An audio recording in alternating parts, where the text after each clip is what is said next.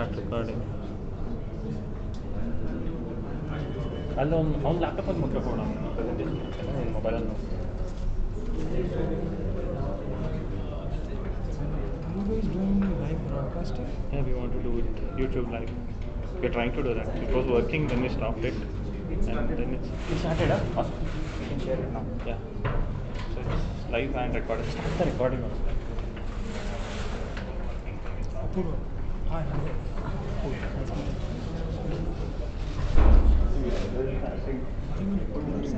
No. Not just checking my needs.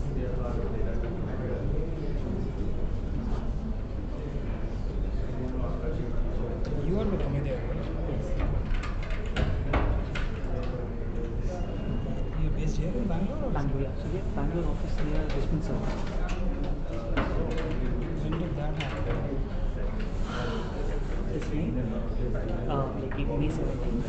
Ah, okay. So must be new. So that was for Mumbai. Yeah, so we had a Mumbai office. So that office is continuing to be expanded quite fast. And people wanted to have a Bangalore office, so they were torn apart between Delhi and Bangalore.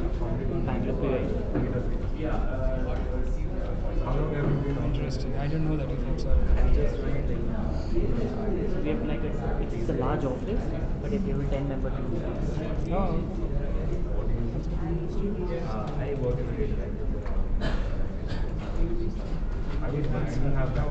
You are with them since last May, or you came from Mumbai? No, I joined in April, so it's been a year now.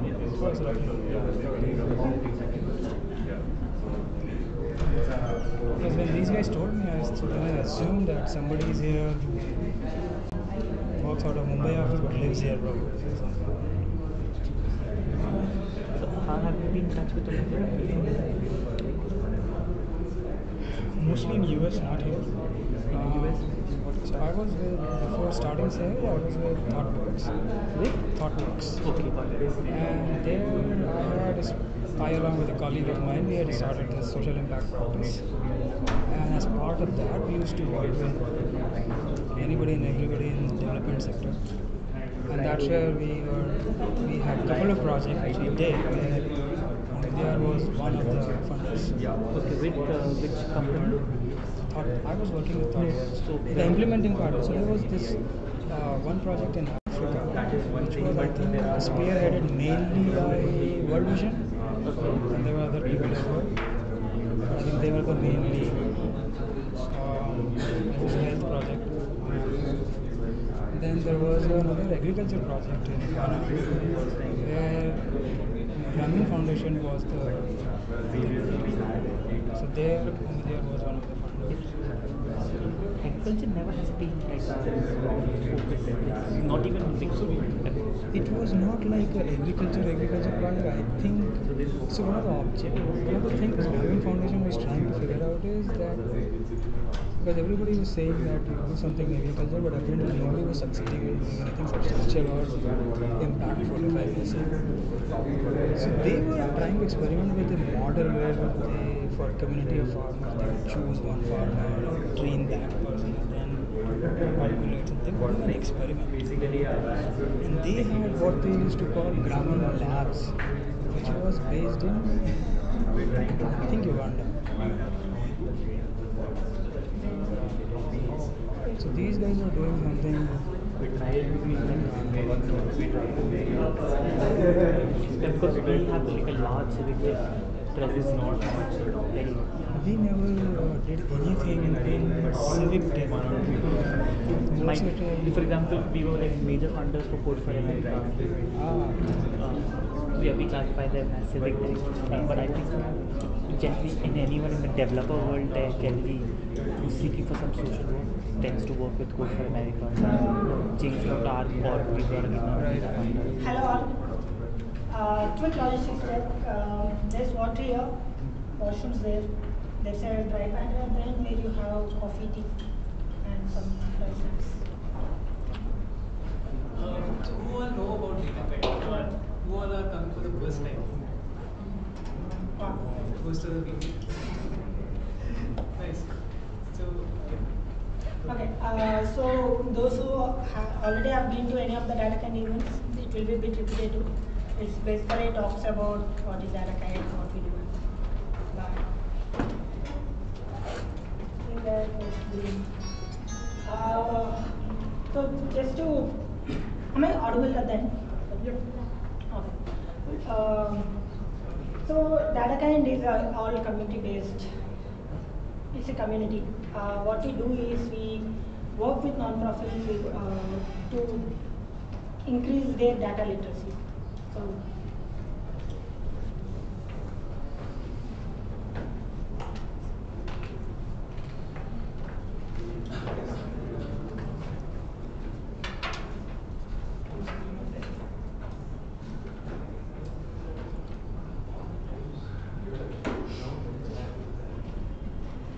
sorry for the word beer.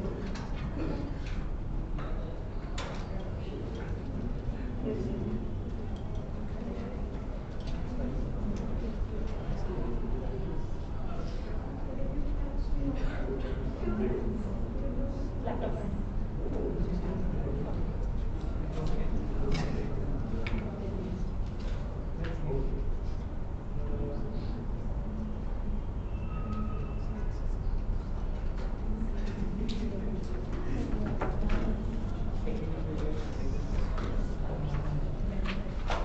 Yeah. That's all. So far, okay.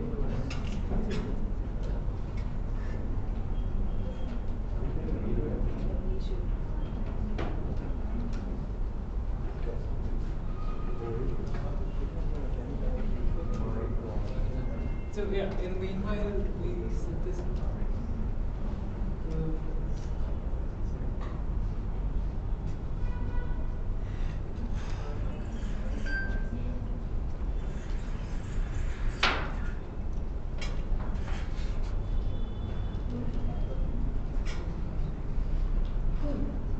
So, what we believe in is when we are trying to achieve something, let it be in any scale, at a smaller way. It's almost like driving a car. We have to look forward, we have to look backwards, we have to know where we are going. So we use various tools for that, right? But so we can't see what is ahead of us if we are just concentrating on what's behind us. So that's where we come in. We do three kinds of projects, or broadly whatever we do, they divide into these three buckets. Descriptive insights is basically looking at the past, looking at how an organization did, how a non-profit did, and see what we can do in the further current state. And predictive is again, look at what was done, look at other options which can be done, and try to sort of predict what will happen going forward, and try to give and have those insights so that the ride will be smoother. And prescriptive is just look at the overall picture and say, hey, you have to, you can take so and so path to reach your destination first. It's almost like a navigator, either a maps or a Google Maps or that's DataKind. DataKind is based out of New York. We are 5 chapters, of which 2 are registered, and we are these numbers are as of March, last year March. So 40,000 community members, 5 chapters. We had 194 events so far. So we the contribution we did 120K plus hours as a community. Yeah. So these are our values. These are something which we fancy. Try to hear. So these are something which we try to stick ourselves to. We'll try to be every member, every volunteer, to the every even the founding member.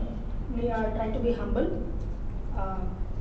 We'll mindful of whatever we are doing. We have to we realize what we are what we do might affect their lives directly or indirectly. We are though we are a community, we never compromise on the quality. We try to deliver the best. We try to be the best at what we are doing. Saying all those, we have fun together. If you have been to any of our sprints or data calls, you would have served. We are transparent in every way. In that, we are open on all our processes. We try to do most of our projects are open source. You can see it in our GitHub. Like I don't think of any information which was specific to a chapter or a diverse. We are from multiple backgrounds. There are some techies, there are some project managers, there are some data scientists in the team and in the volunteer group. What we do is, so our process is majorly these 5 steps. We try to look at the current state and come up with a problem statement. That's the problem explorer. So okay, all these 5 steps happen in cycle. Though we finalize on a problem statement, it doesn't mean it's on the concrete. It can change.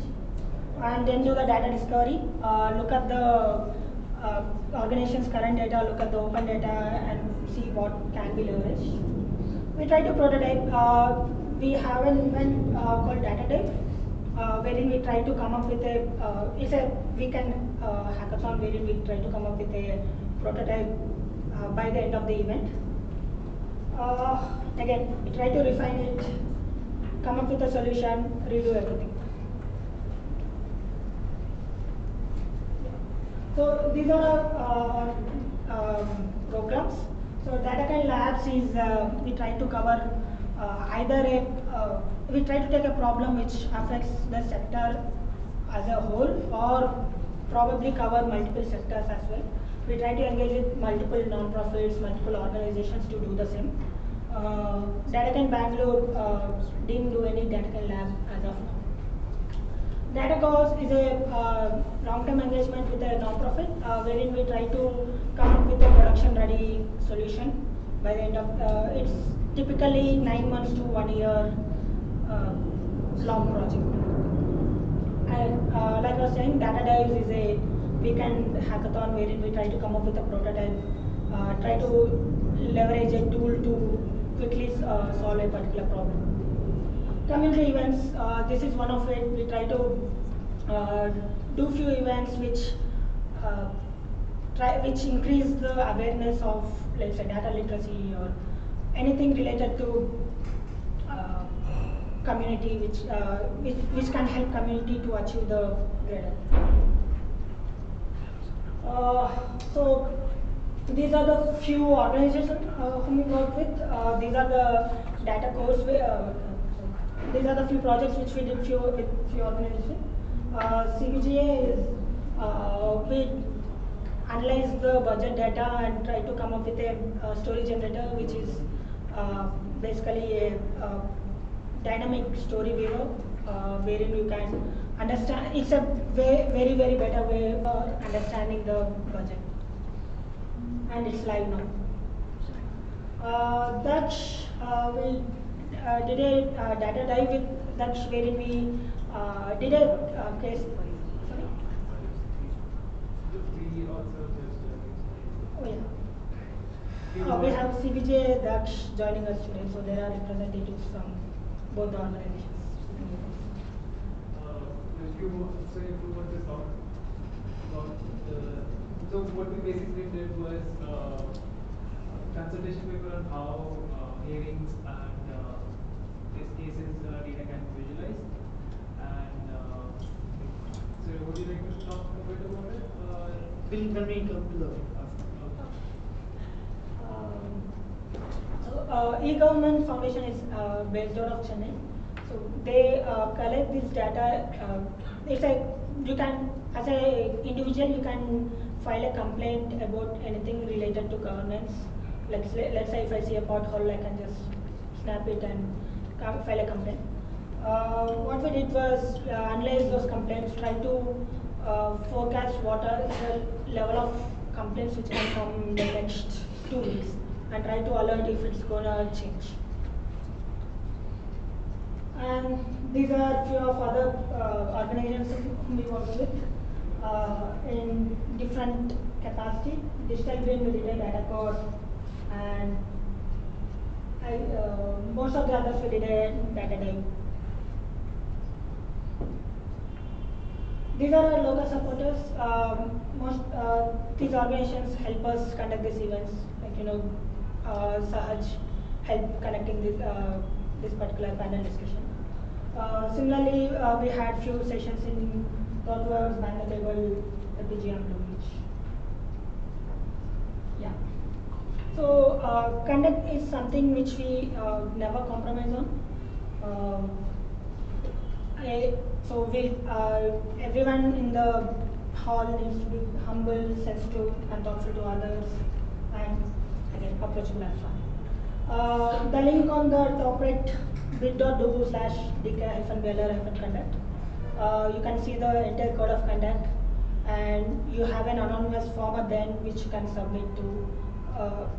Either it comes directly to our inboxes, or if you are not comfortable talking to us, you can write directly to a third party person.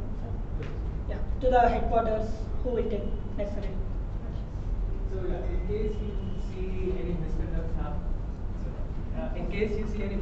happening, please feel free to go on the web page and report it, and we would really appreciate that. And there are also a couple of us here. So people were raising hands at the DataLearn volunteers. So we were including core team and chapter leaders, and ex-chapter leaders also are present here. So in case you have any questions about DataLearn, feel free to reach out to any of us. And yeah, so we'll go with a round of introduction from the panelists. Sorry, any questions about DataLearn? Even panelists are free to ask questions, please. Any questions? Okay. So yeah. So we have Daksh here with us. I invite Suraj from Daksh to give a short introduction. Can I stand?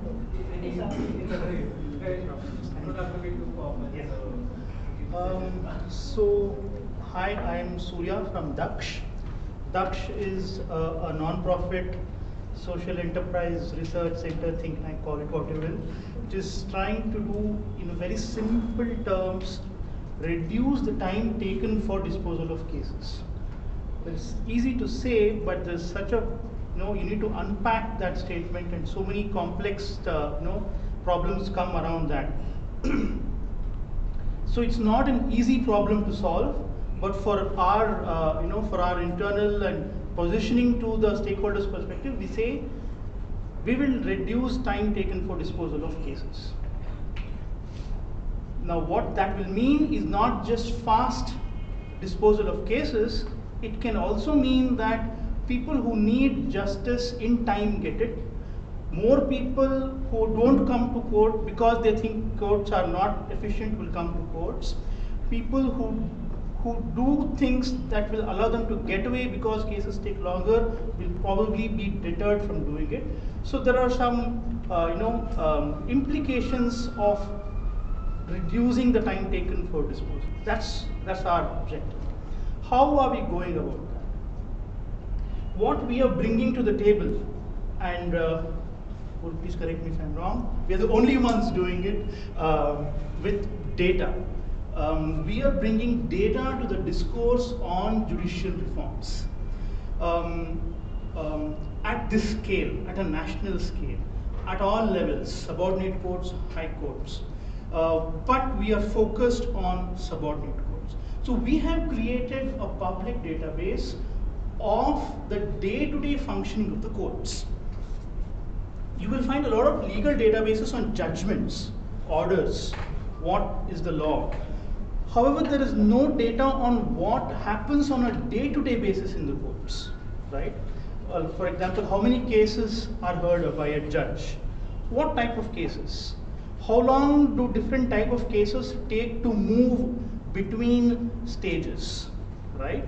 So think of it as your ticket in a a call center language, right? A case is a ticket. How does it move from from the time a ticket is raised to resolution to escalation? Essentially, a court system is a ticket against the society or against the government, right?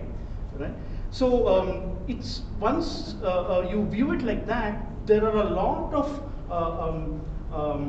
learnings that the industry has gained from your processing of workflow that can be brought into the courts.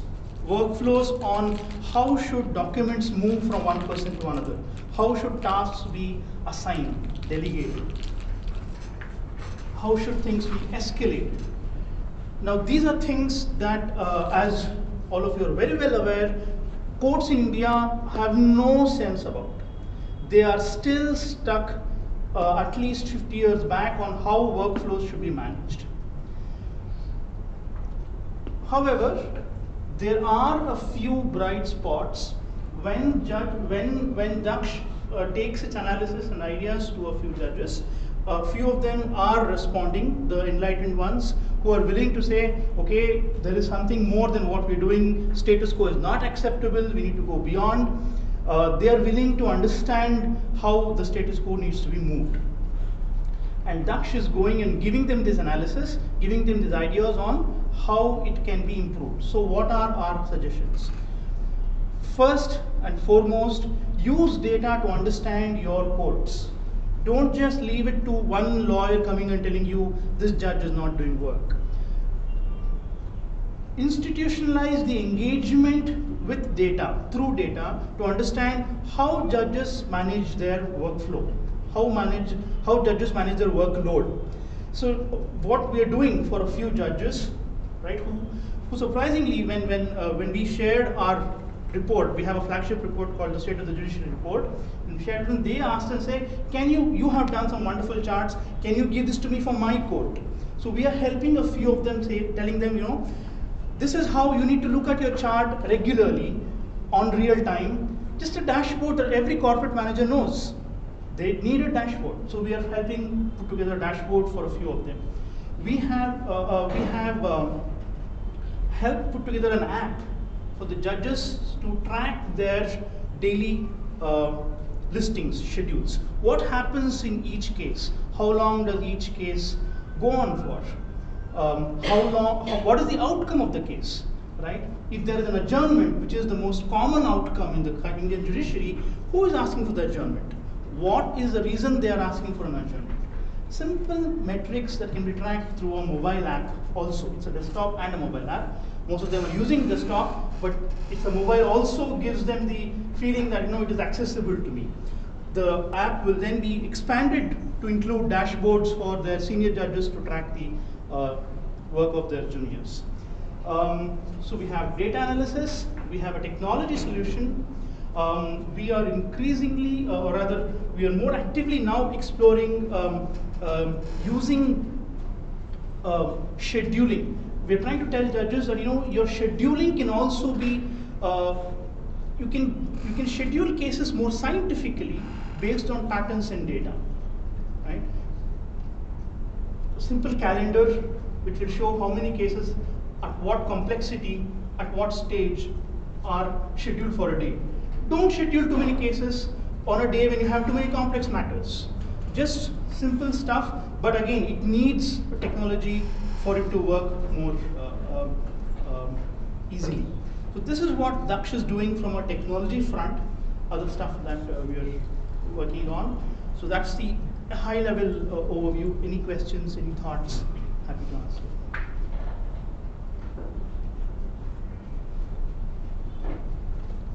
Okay, What is the immediate problem you need to solve using data? immediate problem would be scheduling of cases. Yeah. How to schedule, for the court system, the way it functions is, it needs to give out something known as a cause list. Okay? It needs to put out a cause list in the public domain to say, these are the cases I will hear on so-and-so day. Which, that so-and-so day is sometimes 1 week in advance, or next day, or in the scenario, for example, the Calcutta High Court, it is in the morning. In the morning, 10 o'clock, they will say, this is what I will do today, which is like really stupid, but that's what they do. So scheduling is. But case gets updated every day, right? Yes, that's right.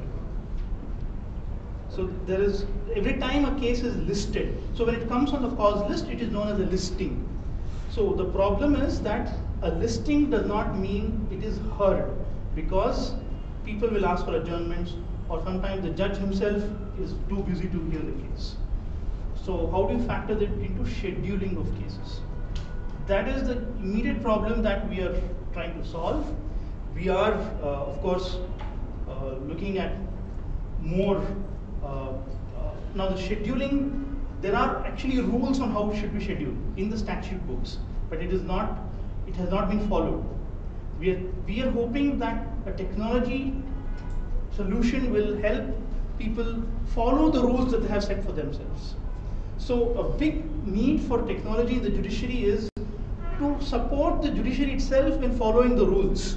That there are various judgments, there are various orders. They will say within 6 months such type of cases need to be disposed of. The court does not know what are those kinds of cases. So technology will enable cataloging them, giving them an update to say these are the cases that are covered by this judgment. You need to dispose of this within 6 months, right? Helping increase the capacity building of the judiciary, technology can do immensely. There is beginning to get some discussion is just begun on use of AI in judicial functioning, but their understanding of AI is very, very rudimentary, and we don't think the time is right to go for what in the American courts some judgments are even being written by. So we're still far away, just beginning to start. So happy to take any questions as we go along. Thanks a lot. Please have a seat. Okay. That's it. Oh. Yeah? Yes.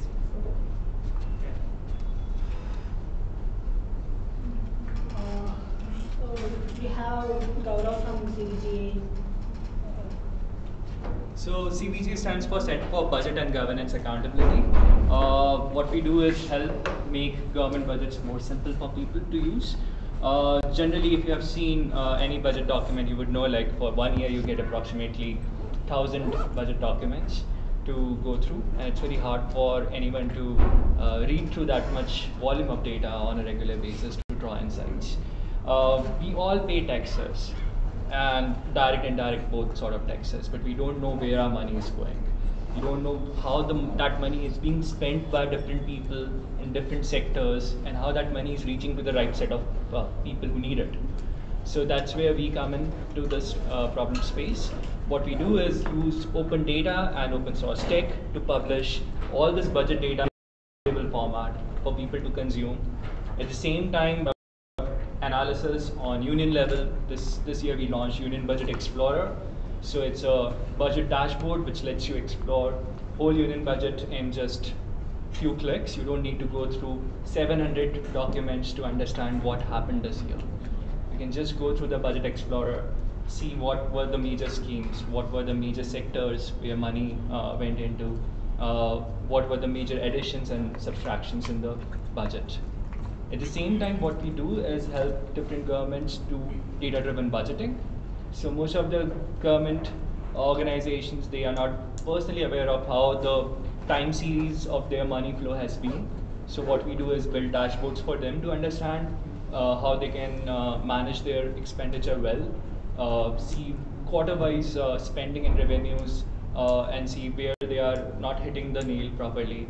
And that's where we want to sort of do some sort of a preemptive modeling for budget, where you know beforehand itself that you're not going to hit the target, you need to change your figures, you need to invest more, or you need to raise more revenue. All those sort of data-driven budgeting patterns we are trying to publish for union budgets, state budgets, and now closely we are moving to districts as well, kind of working on a near real-time data of how money is flowing into district treasuries and municipal corporations in India. Our portal now have approximately 10,000 data sets, which are almost double of data.gov.in. We do have an API for people to access. We do have a visualization platform for people to collaborate and work with. And we do have a community of researchers, data scientists, designers to work with us.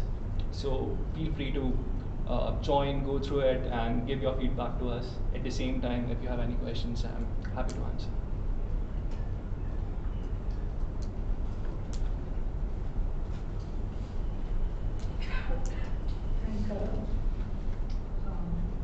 We have Sapna from Janagra.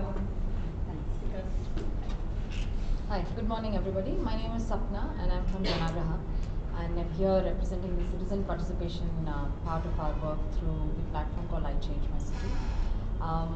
So we are really all about improving the quality of life in India's cities and towns, but fundamentally doing that through platforms and through data and insights for communities, and also working with government on policy reforms.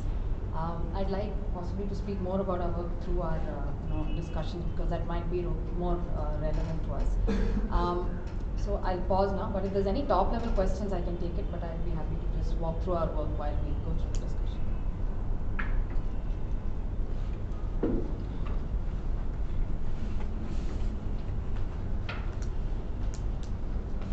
We have Apurva from Omedia.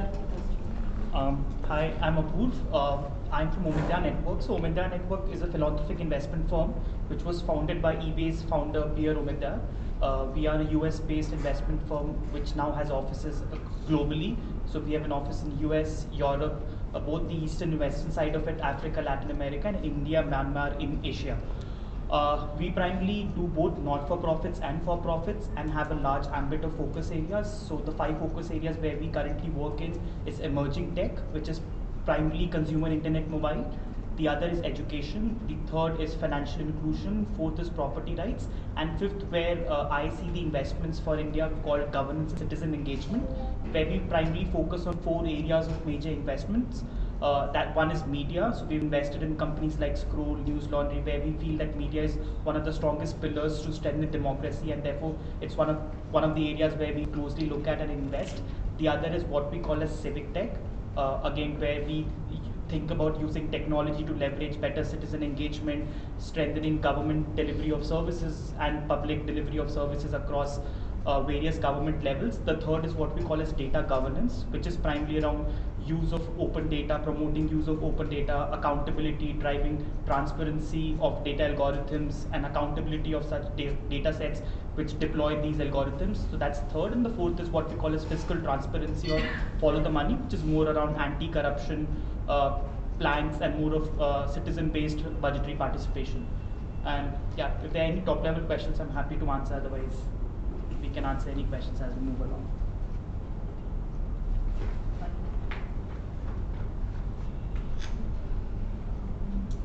And last but not the least, we have Devika from Public Affairs Center.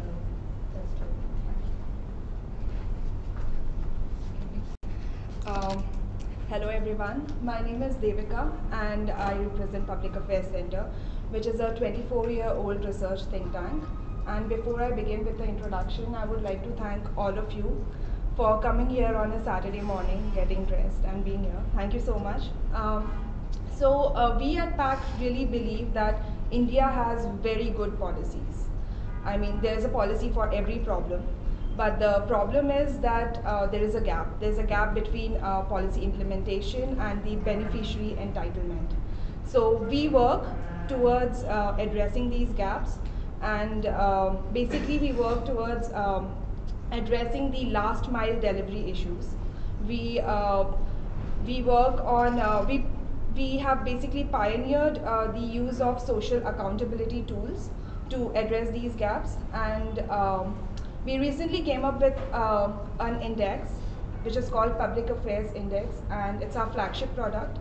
We launched it 3 years ago, and it's an annual thing. We used open data in that index to compare 30 states of India, and on the basis of governance. So there are 80 odd indicators. There's a lot of data mining which goes into it, and then there's data crunching, data analysis, and finally we come up with an index. So right now, I would just say that there are hardly any data issues we are facing, but this index has got a lot of attraction, and we are working with a few government departments to build their own index and district indices.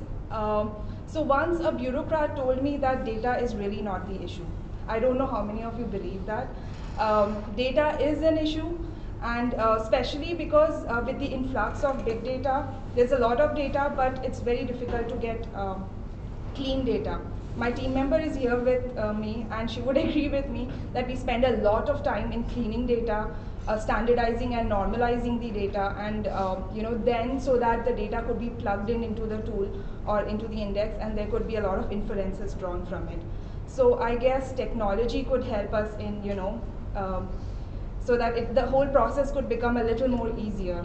So that's it. I would like to talk about it more in the panel discussion, but if there are any questions now. Thank you. And we have Rohit Bansal from Sahaj moderating the panel discussion. I invite him to introduce the topic and get started. Thank you, Dipti. So my name is Rohit. I'm from Sahaj. So that's the introduction part. And I will not say you guys can ask me questions, because for the next 1 hour that's going to be my life. That's what I do. But I'm not going to answer any questions, thankfully. So question for data kind folks. First we're going to start the panel discussion. I may have some really harsh questions, so those that code of conduct will still be applicable. It is applicable in respect to. Oh my god, I need to go through that. Anyway, so remember the fun portion.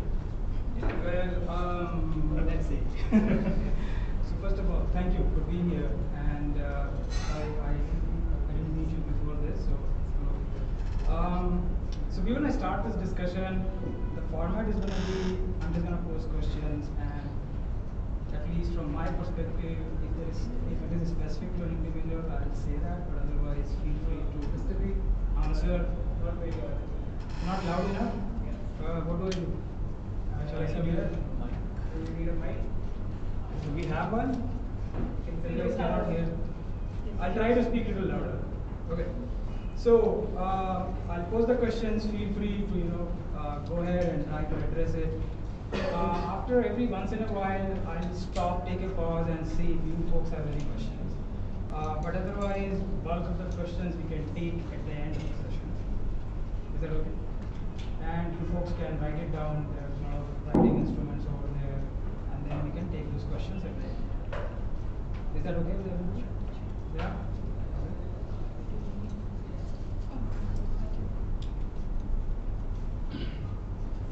Okay, so shall we start? So we'll be putting the stickies soon in the tables. In case you have any questions, you can ask the break times in between.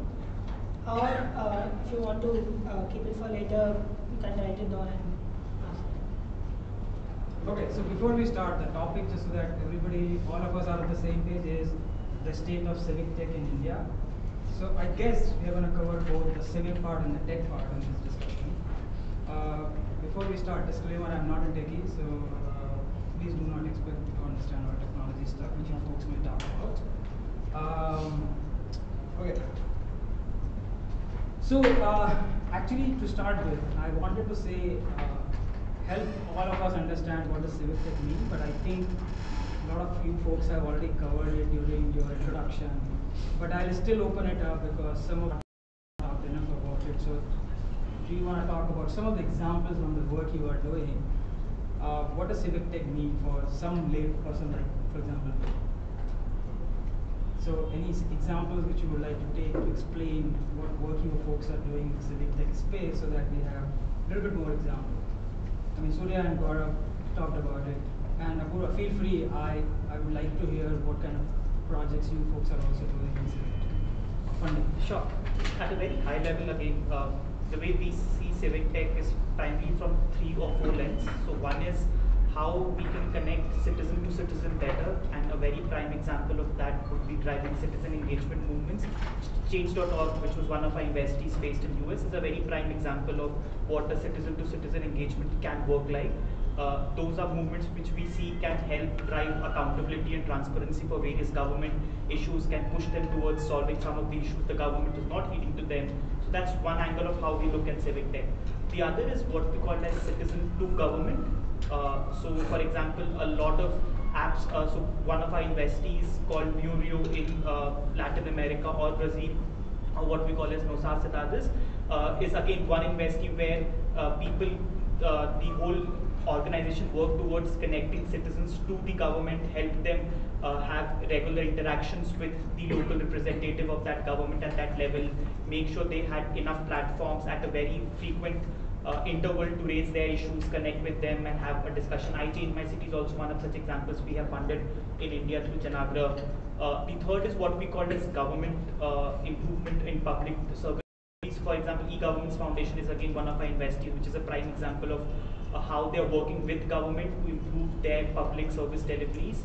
So for example, e-Government Foundation is working with the Andhra and Maharashtra and now Punjab government to kind of set up the whole urban governance platform for them.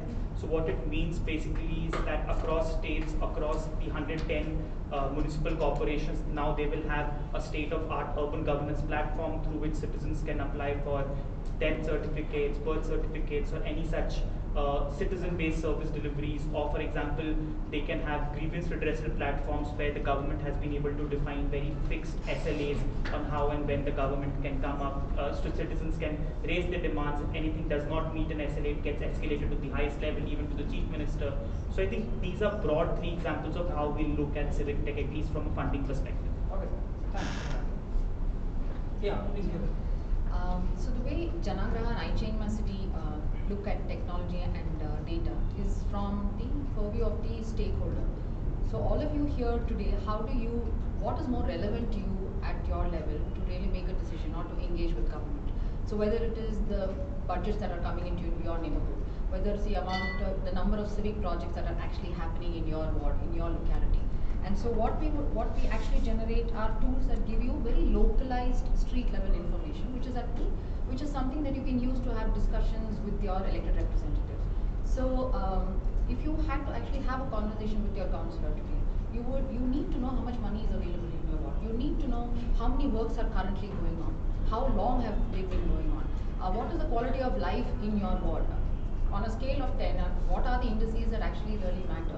Are they good street lighting? Are there good pedestrian facilities in the ward? Are the roads really well done? Is there good water supply? How polluted is the air? And all of these are metrics and indices that matter to you at the local level. So one of the ways we use data and how we think data is important to really transform how engagement happens at the local level is to bring it down to you at your street and in your neighborhood. So right, that's most of the things which you talked about are very, very kind of data driven, like you can talk about like this is the funding, Yes, many yes. street lights and all that. Yeah. Anything which you would like to add?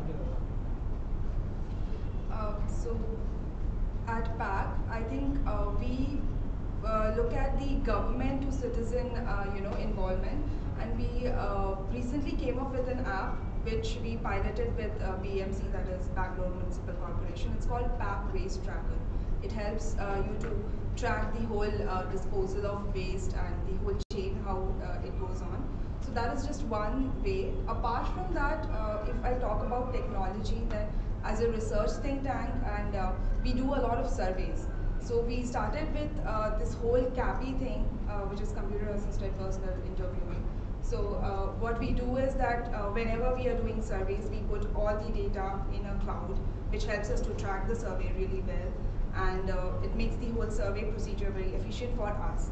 But apart from that, if you think of technology, not much. It's just Pi that we have come up with right now, and that is one thing I can think about. Sure. So I think that was useful, I guess, at least for me, and I'm sure all of you also to get a sense of what kind of stuff we are talking about here. So let me ask this, like, our panelists talked about a lot of things in their introduction and right now about various kind of things which are either meant at the policy level or the citizen level. How many of you, before the session began, knew about at least one of these things? Please raise your hands. Okay, 3. Okay, thank you. So, and let me be honest, while I kind of know some of the organizations which you represent over here, I myself have very low understanding of a lot of the work which you folks do, and that's my problem, let me accept that. But as we all see that somehow, and at least this is where I stand, I may be wrong, please correct me, this is my chance to learn something, at least in the next 5 minutes. A lot of people do not know about these things. So, what is happening? I mean, are there some specific things or initiatives which organizations such as yours are doing to spread more awareness? I mean, I think a lot of us probably know about organizations, but somehow maybe, I don't know, it's our sheer laziness, but we don't get to know about a lot of these things. So what's your opinion? Is that the same view which you folks have, or is it just one-sided view?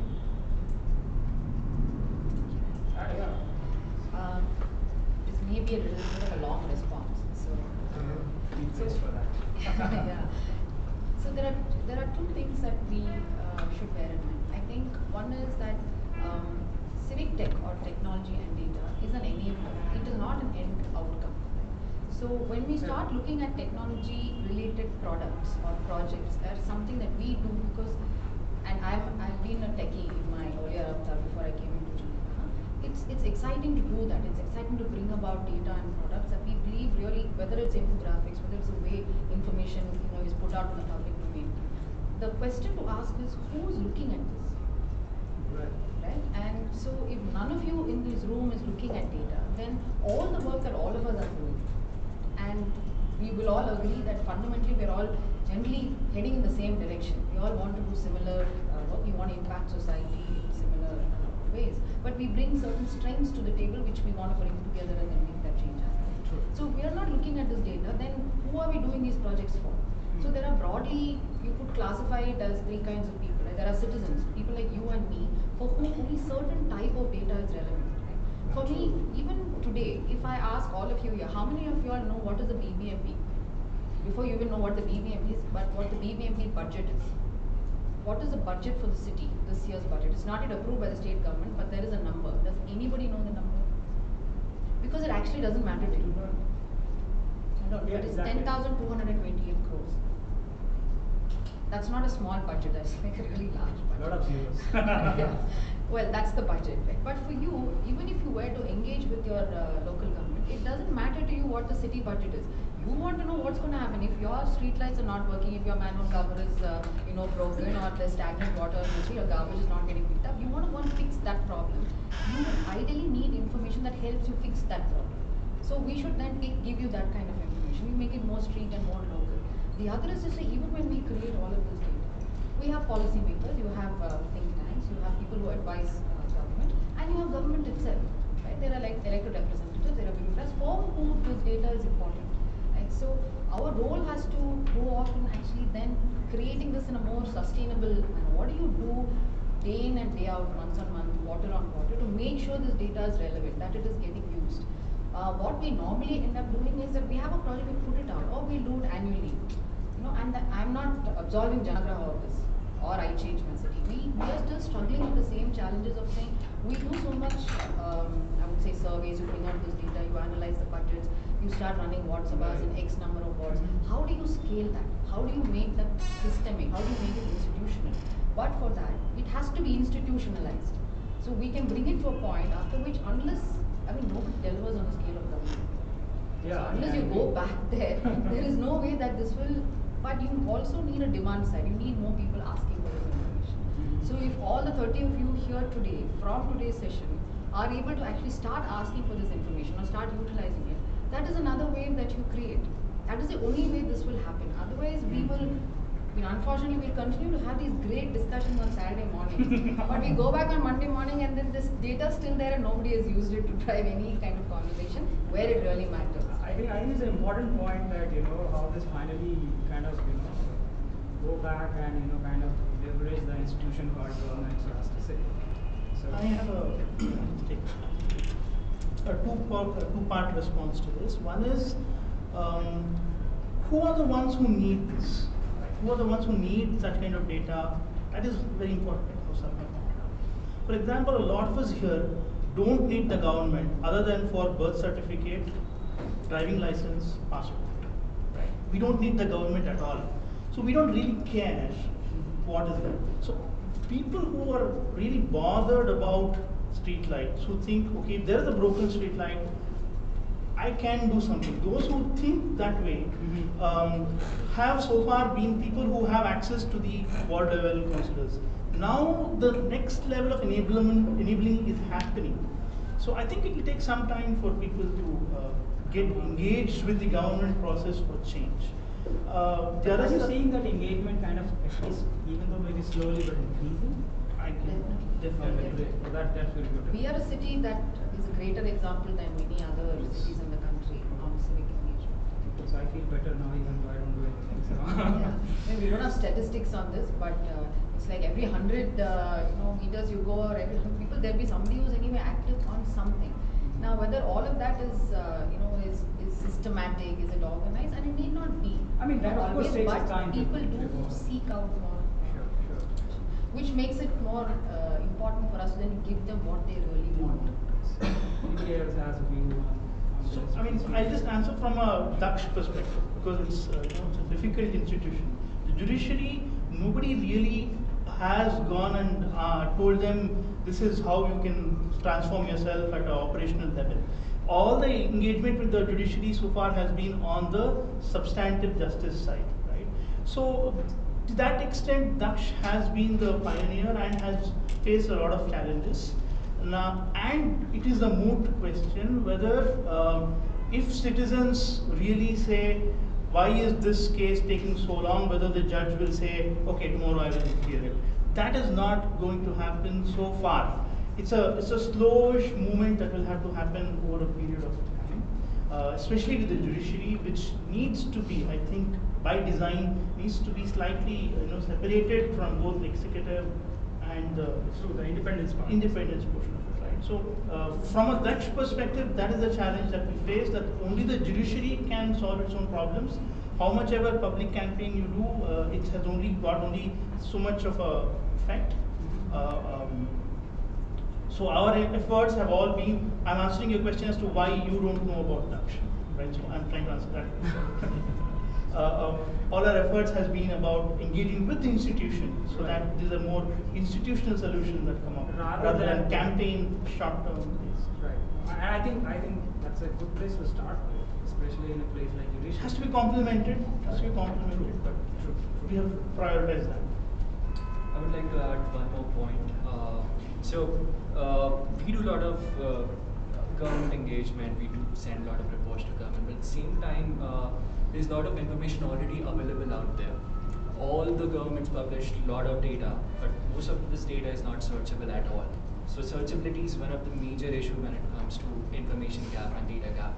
So what we do at Open Bells India is invest a lot of time in improving our SEO of the information we are publishing. So making data searchable is one of the key aspects of our work. So if you search for a budget, you should find it if it's available online. That itself is one of the very complex problems, especially with open data systems when you don't know your users. You don't need, there's no sign-in option at Open Data, at Open Bells India. So we don't know exactly who is accessing this information, but we have some hardcore figures that these many thousand users come every month, these many thousand downloads happen. Then we need to model that information to create a system which can improve the searchability of information, which most of the governments are not able to do at the moment, and that's where we are coming in helping them at scale to do that. I think I'll agree with you. Data searchability is an issue, And that is why we at PAC, we have a whole database of governance related indicators, and there are data into it. But there is again a very big open source. There's data.gov.in. It has a lot of data. But then again, the question is, like for us, our customers are people who have internet, who have laptops, or who have access to internet. I think that's a very big issue when it comes to CivicTech. I mean, the whole thing about internet penetration is just 10.1% in India, 1% in India, 10.1%. So we at Bangalore, sitting here, we can talk about CivicTech. We can say that here it's a hub. There is a lot of technology, but then we have also visited states where it's very rural, and talking about the whole internet thing, there are e-governance centers, but having internet there is a little bit of a problem. So I would just rest my case with this. Sure, no problem. So I take my first pause. Anybody has any question which you would like to ask the panelists over here? So yeah. Yeah, it's Gaurav. Yeah. So my question is, so who's your target audience? So when you said SEO and stuff, so is your target audience end users like us, or people with formal knowledge? So the major target audience is someone who is a bit budget curious. So someone who is maybe studying policy research or has been working in a civil society organization, trying to understand budget of their local government, or it could be media houses who are reporting a lot of budget-related issues on a regular basis. So those are still our primary target audience.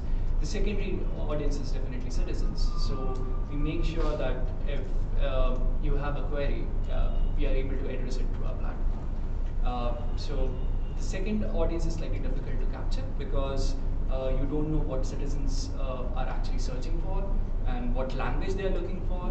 So that's much more complex problem because budgets are multilingual in nature as well. So you need to address different languages and different target audience in that ecosystem. Just to build on that, the reason I asked that is because when people bid for, let's say, smart city projects, right? So these are people who are going to be looking at data like that.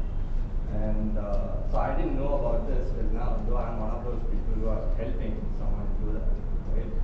So is there a way to build on your question as well, which is how do you reach out to people like that instead of them reaching out to you? Google is one such way. Google is one such way. Just make sure that. So it's not there, right? Yeah.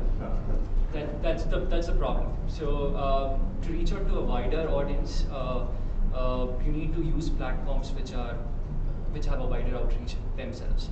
And doing maybe workshops or speaking at events can bring some awareness, but at the same time, lot of people are still using Google as one of the major search engine tool for their work. So.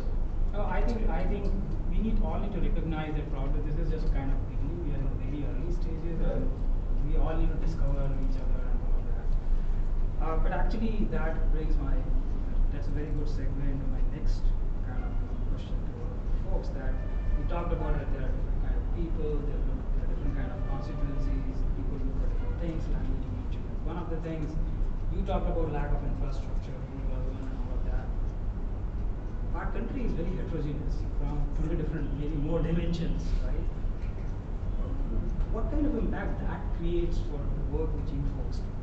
Because suddenly now you have to not just think about people who have infrastructure and know about computers and whatever, but also those people who may not be very aware or not literate about those things.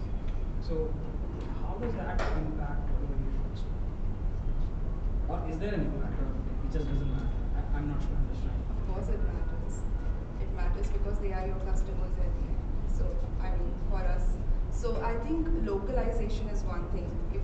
For some people, if for example, the base tracker app that we came out with, we knew that in the urban Bangalore there is smartphone penetration, so app would work with it, correct. But if you're doing a project, say in very rural area, like we did one regarding Swachh Bharat mission in Odisha. So what happened there is, it's an underdeveloped state, and to build the whole thing we cannot go with an app. So what we did was there was a whole wall painting thing that we make in public buildings, and that is how we spread the message. So I think it's very important that we know our audience really well. So I think localization is one such thing we can work on. Sure. Yeah, I mean, when you go to a lot of rural places, you still see the old Sarv Shiksha Abhiyan kind of things over there, and village after village. So, yeah, it reminds me of that. If you have any thoughts, opinions. So one thing we did at Open Belts India, like most of the people were not aware of the budgetary process itself. Right. Like what is capital expenditure per capita? That term was alien to me 2 years back. So make a literacy tool. We call it Budget Basics. A literacy tool which helps you understand how budgeting works on a national level, state level, municipal level, and a district level. How the fund flow works. Use a lot of infographics, a lot of information to educate people. Still, it's a web tool. We are trying to create a static tool which we can send out in different languages in different geographies. But we started web first approach to this problem. I think when you engage locally, a lot of work, data can also, it's just translated, much of the work that we do. So if you were in Bangalore, you would do it in Kannada and you would do it. So you take the exact data, but you would share that data in both languages. So and if you do it across cities, then you do it in different languages. That's one way. At least, so where there is a level of literacy, you're able to reach. And in earlier works, I mean, and we've seen that around in different examples even across the globe, is that a lot of it is, they're all graphics, they're all pictures. So it's a great way to engage people, for example, on map-based participation, right? Where you don't really have languages, they're all just images. So more visual basically Visual rather than cues textual. are quite helpful, and they've been used in many examples of engaging citizens across the world. Any other thoughts, Rami? Just one thing, I think the organizations we have seen being successful have been the one who know who their customers are. I think it's important for organizations to know whether they want to serve the urban mass, the rural mass, or a specific problem to a larger mass. And I think then second, understanding that becomes important, and then second, building for that context becomes important. So I think if there's no harm in saying that I serve to urban mass people, I'm serving urban issues, and therefore maybe smartphone is the best method doing around that. But also, organizations who have not done well are kind of organizations who kind of mix both the issues. They think app is the best way to get funding, for example, or you have a lot of donor attraction to it, but you tend to serve the rural mass, and therefore either you reach the impact, but you tend to try and do something sort of that. So building for context is something which becomes very important. Like she said, understanding how consumers consume, whether it's infographics, whether it's local language, vernacular language. You see a lot of apps built in English, meant for very local people. They can't even read English. Right. So I think those are very important context as organizations. Anyone who's trying to think about serving the people need to understand who their customers are and how can we build for their context. So you talked about mixing urban and rural, and I mean I'm just kind of trying to figure this out. While I understand that people, citizens are different, their literacy level, the computer literacy level, technology literacy levels are different. But you folks, and especially you, because you are sitting in a kind of funding chair,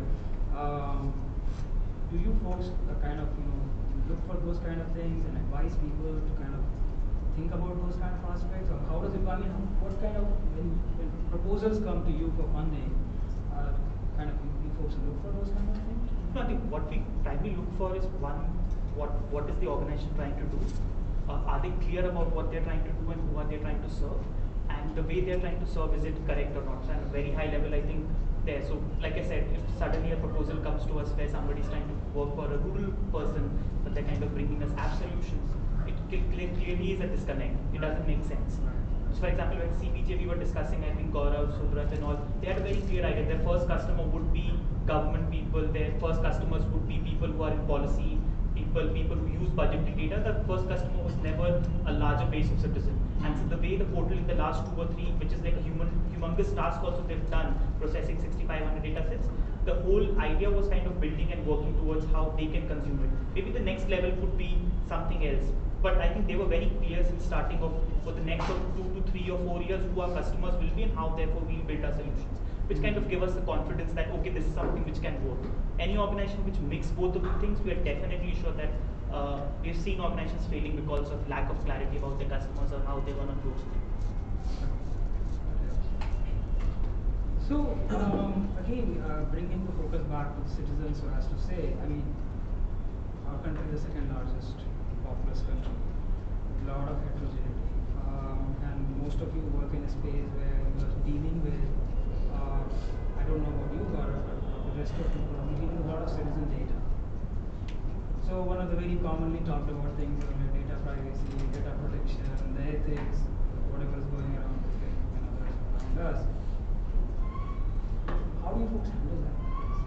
Folks are just, you're not dealing with massive amounts of data related to citizens. So what kind of checks and balances, what kind of issues do you face because of that? Would you mind sharing some insights into that? Sure, I think. So in terms of the data that we gather or that we analyze, it's all anyway out there for public consumption because it's data that's on infrastructure, it's data that's on indices, it's analysis of budgets, it's number of complaints we are involved, it's the projects that are going on, all that which is public information which you might not get in a manner which you can consume very effortlessly. So that's the kind of information. All the other data that we collect on citizens is anyway secure. So email IDs, phone numbers, and all of that will never really be out there available in the public domain. Because even we actually power the Swachh Bharat mission, and that also has huge amounts of data. But all the data is actually accessible online on the portal, on the dashboard, and everything will be there. Only citizen personal data is the only thing that is not accessible. But otherwise, we make it a point to actually put the data out and give it up. So whether it is on OpenCity, whether we actually share data sets and it's out there for anybody to download and to use, and you can write to us and we would send you data because that is data that should be used. No, I agree with you. I was more referring to the personal data of people. So does that create kind of somebody has to kind of focus on it and do something to ensure that it's not getting misused and all that? Yeah, it's built into the so while you develop your system, because you are doing anyway, all projects are large scale projects. They are envisaged to be city specific and regional specific projects. These checks and balances are actually built in within the software itself. So there are data sets which are just not accessible outside of even on the apps that you use. And you consistently will do vulnerability testing and you will do security audits to make sure that you're not really putting your data out. Just to add with Janagara, Daksha, CVJ have been at the forefront of thinking about these issues, but I think make a blanket statement, most of the organizations in India have now started to think about these as issues which really matter to them. As of now, these were issues which did not matter to them and they had very specific focus areas of where they wanted to work. But I think after this whole Facebook thing and a lot of discussions for the last 2.5 years around data privacy, security, privacy of data and all, I think it started to matter to them and they've started building architectures around security. They've started thinking or talking about security or maybe getting an in-house technical team. Most of the NGOs out there do not even have an in-house technical team. Right, true. So I think we need to acknowledge that it's in very early stages and you probably have 10, 15, 20 organizations whose founders or whose team even speak data privacy, security, architecture, all of that.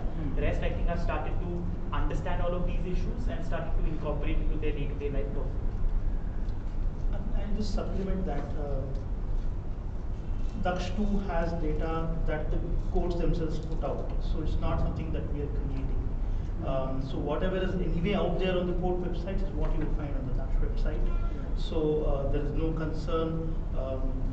But what we consciously have taken a stand is we will not do personal analysis.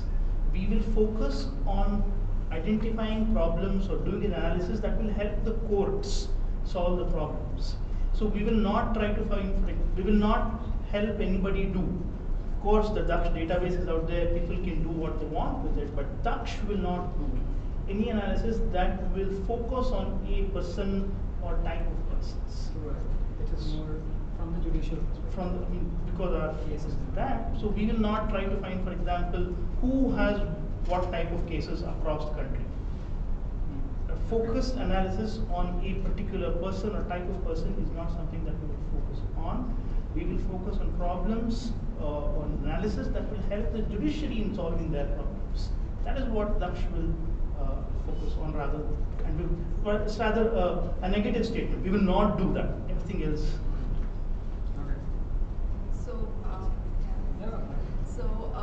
We basically, in our organization, we focus on two kinds of data. Data that we crowdsource from surveys, and how we maintain data ethics there is that we try and maintain anonymity whenever we are collecting the data, personal data in surveys. So we make sure that whenever we are publishing reports which are based on primary data, we do not want those data to be connected to the owner of the data. So we maintain anonymity that way, and obviously we collect a lot of secondary data for developing indices, but we make sure that all of that data is available in open source. So we take only open source data. So it's already in open, so there is not much of an issue. Recently we had a bit of sentiment analysis in our index. Now I'm really not sure what data privacy comes here, because we did analyze a lot of Facebook posts, a lot of tweets, public articles. These were all in public domain. But then again, I feel that there is a data privacy thing comes here. There are tweets, it could be like, people it can own become very them. complicated. Yes, it can be a little complicated. So I would like to pose this question out there. What do you guys think? I mean, when doing a bit of sentiment analysis, when you're analyzing public tweets or public posts, is there any data privacy issue there? Well, Anybody has a point of view? Europe has come up with GDPR now, and India. So if you guys know what India's stack, the final thing is DEPA, Data Empowerment and Protection Architecture. You were going to say about that? No, I was going to talk about it. Alright, so that's India's equivalent of GDPR, which is still okay, but the ideal scenario is decentralized. Right. Pseudo-autonomous. So when you say decentralization, would you like to elaborate? Well, unless everybody understands. I don't. Can I talk? Yeah, sure. Yeah. Okay, so decentralization is essentially what Bitcoin has done to the financial industry. You can do the same thing with respect to everything else, right? So what Ethereum is trying to do, which is again a public blockchain, but public blockchain is still pseudo-anonymous. It's kind of like what you are trying to do with Daksh. So the data is out there, but you are still not focusing on one person's history, right? But others can still do that. I can still do that, right? So now you have permission blockchains, like Hyperledger. So Hyperledger is permission blockchain where you have private channels, right? So that data, if it's going through a private channel, then you're not supposed to use it. Okay, sorry. Who all understand what a blockchain is? Yeah, sorry. Half people. Okay. Should we take a minute to tell something? Or? Yeah, take a minute, and I think let's. It's basically, if you imagine a table where you doing data entry, it's just that once you enter the data, you cannot change it. I think that's the most simplest form of a blockchain. Okay, so I would like to actually explain a little bit more about decentralization, okay, which is the main topic. I think it was completely pressed. So by decentralization, what we mean is that no central authority owns the data or is responsible for this data, right? So let's say we have a list of Sahaj employees. Right now, I think it's you have to ask Sahaj to know about the list of employees, or you have to ask the government of India to know who the list of Sahaj employees are, right? So that is kind of centralized. You have a central authority who can query the data, and like you have to believe what they say is true. There is no other way for you to get the data. So that is centralized. So when something is decentralized, it means you don't have a single authority or predetermined few authorities who own and authorize who own and say this is the right data. But you have multiple entities you can go and verify the data against. Like you probably have 1 million nodes or like more than 10 nodes something. You can go and ask any of them, and all of them have the right data. Now how this happens is part of how blockchain works. So there is a huge network of computers which always keep the data in sync. and some computers which are not upgraded the data, they just get locked out of the system. I mean, the entire system stops believing in those computers, which no longer hold the latest data. It gets too technical, but decentralization is basically no one central authority holds authority over the data. Sorry if I got So when Modi was in Chennai, I think 2-3 weeks back, this hashtag Go Back Modi was trending, right? Not just in Tamil Nadu, but all across India, and then like all over the world, right? Around 7 o'clock, that was completely wiped out of Twitter's database, right? So Go Back Modi wasn't there on Twitter. Okay, if you're in India and you're searching for Go Back Modi, you couldn't find it. This is happening because Twitter owns the data, centralized, right? They cleaned it up. Sorry? They cleaned it up. Yeah, they cleaned it up because government put pressure on them saying like, boss, you can't operate within India if you're not going to do this, right? So they cleaned it up. Now with decentralization, that cannot happen, right? So there are Twitter's decentralized Twitter equivalent. One is called PEEPET, P-E-E-P-E-T-H. Just if you want to get on decentralized social network, I think that's a good start. Okay. So considering that, sorry, so just to answer the initial question, I think open data does not really mean it's ethical data, because a lot of open data also have data privacy issues. Like Aadhaar data was available at so many places. It was freely accessible, but that doesn't still make it ethical to use that kind of data. And if we're talking about borders in terms of sentiment analysis, and I think there's a field specific to it in this sense, it's called ethical data modeling, where you actually, so the idea of that field is to go into more depth into your models, where you actually understand why a model says or classifies something. So you basically actually try to reason with the model. Devika, so when you do sentiment analysis, or you just We don't do it, we outsource it to someone else. That is okay. why. Yeah. So I they just do wanted it to know for the local languages as well, or just yes, for local languages as well. Just to add to the conversation, there are 4 things which non-profits and government can adopt from probably e-commerce industry and tech industry. So one is like strong encryptions. When you're dealing with data collection, have strong encryptions in place. Most of the government websites are not even SSL served websites. So that is something which we need to change as citizens. Second is GDPR is a good progress in which country like India can look forward, because I see like we deal with a lot of data nowadays and a variety of data. So GDPR covers all those aspects, like how to store this data, how to collect this data, and how to publish this data.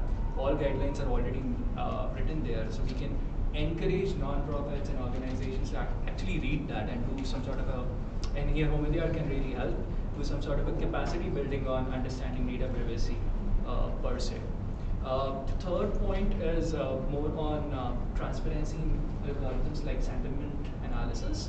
So we have something known as PET panel, fairness, accountability, and transparency in machine learning and learning, which is a guideline on how you should do algorithms when you're dealing with public data and personal data. So I think that is something which nonprofits can start adopting over the course. And the fourth very important point is governments and nonprofits should start having a bug bounty program, like e-commerce industry. So like Zomato had this problem that a lot of public data was leaked, a lot of private information was leaked in public, and they had a bug bounty program. They asked hackers to come in and help them fix the problem. Similarly, nonprofits who are dealing with personal information should have a first privacy policy, at the same time a bug bounty program. If they encounter certain issue in the flow of data, we can just go and file a bug and get in touch with the organization to fix it. Cool. Anybody has any other question for panelists before I go to the next one? I mean, I just had one, maybe it's a question. When you talk about sentiment analysis, isn't there a difference between, say, Facebook public post and a Twitter post versus a Facebook personal post? Isn't it okay to use public posts, not the personal? That's the question I asked everyone, because so we are also confused, and that is why we outsource this to someone else. Okay. We don't deal with it personally. Yes. Any thoughts on the techies? Yeah, I think it's good to question the openness of the third parties. So as per Facebook policy, you can't store personal information. You can just store the text message for some time, and you need to get rid of that message after some time. So the clear guidelines, so any data, the way you use also, if you can ask an outsourcing company to go through the guidelines, they can tell you what they're complying with, they're not. Right. And maybe pushing that ML as a part of the contract itself when you outsource all this. Right. So they should come and explain you how the algorithm works and what kind of data you are collecting, and you need to publish this as a report. So there were a lot of controversies, and that is why we stopped sentiment analysis. So we just used it for one of our report, and then we stopped it. And by the way, for open data, we meant the data in data.gov.in. Most of that data is aggregated. Yeah, it's anonymized and yeah. So we use that. Okay, so considering there's no questions, so I have a lot of questions. You have a lot of questions. I have one question. Let's try and so you said you have some. Can go just with one for now. And once we finish, then we can ask. Because the context is a little broad. Okay, so you want to wait? Okay, fine. You want to ask one question?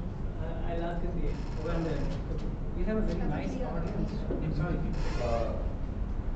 Okay, so mine was to both of you, Sapna and Abul. Well, like, what are the metrics? So, for example, when you say you have invested in iChain City, right? So, what are the metrics that you guys measure or track internally and as an investor to make sure that this project is okay online or returns? Like, how do you measure? Sapna can answer both.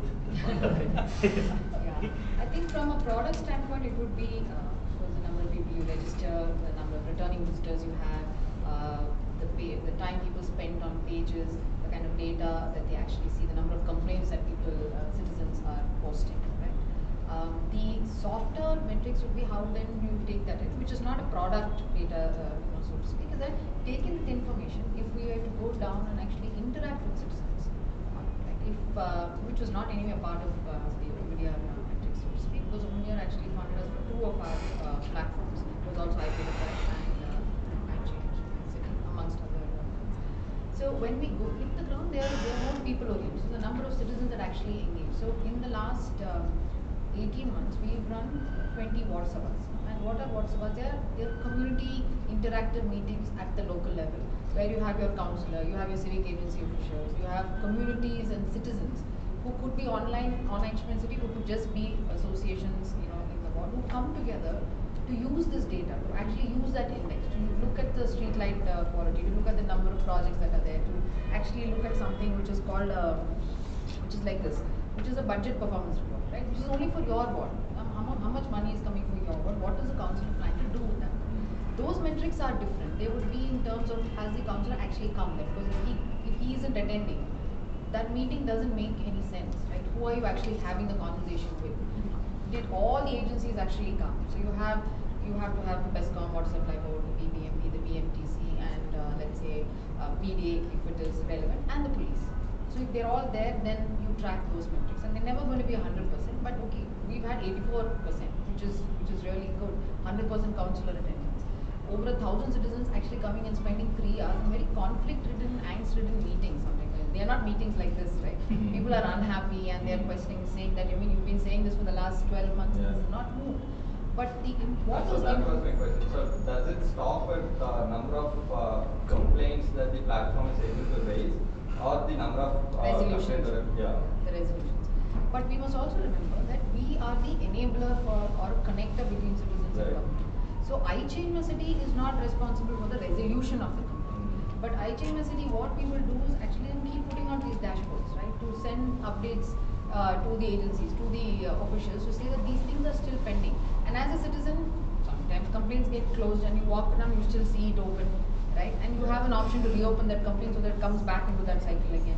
Complaints get reopened many times because, that's the system that we are trying to fix at the end of the day. But the important thing is that we use information which is actionable. You can actually take the data, do something with it, which is what in our view at Janagana is important. that whatever data that we have, whether it's in the WhatsApp, or whether it is in the dashboard for that councillor, or for that for the joint commissioner, or at the commissioner's level, that he can do something with it. If he has to look at a dashboard saying that, okay, in the last 30 days, I have 6,500 complaints, and I have only 373 that have been resolved. I mean, what's going on there? I mean, someone has to, bite the bullet and get that thing done. So, but that is what data will do. And today, you're not having that kind of engagement at the local level, right? You will come into a meeting, and I will tell you, okay, I'll get it done. When will you get it done? Just give me 2 days time. These are conversations that those of us who have been interacting with our government at the local level will be familiar with. I'm sure many of us, if we have gone, we would be familiar with this conversation. What is changing it is the fact that you go with data into the WhatsApp, you go with data into these meetings. But having said that, I must also say that unless we do this consistently for years, it could be the next 3 years, it could be the next 5 years, we will not be able to change this. Which is why at Janagraha, we have not built a technology team that does participation, right? You need a team of which technology is a part, because only then are you able to really see how do you drive citizen engagement, and which means, and it will not be done. We are still, this is work in progress. It's not like we've cracked the code on this, and of course then we'd not be sitting and having these discussions. We'd be doing best practice, presentations in other countries possibly. But the fact is, there's a long way to go, which is why we have to come together. Which is why for us, it's not like we have all the chartered accountants and we have all the data scientists and there's always a need for people to come together. It's not like these things take time. But we know that if you don't do it, if you don't do the WhatsApp quarter on quarter, if you don't do enough number of them to actually impact conversations in the city, if you don't create tools which are scalable, which everybody can use, which are easy and simple and effective, then we're not going to be able to have different conversations. We'll be still looking back, like in the rearview mirror, and trying to figure out what the problem is. You want to go forward, which means you've got to fix things. This requires institutionalization. So while we do measure some product metrics, and once the product is stabilized, and then it's only a question of increasing that. But more effectively to say, how do you get that data onto the ground? So the online and the on ground, so to speak, how do they actually speak to each other, and how does government then get into that conversation? It is still work in progress, and which is why it's important that more people know and more people engage.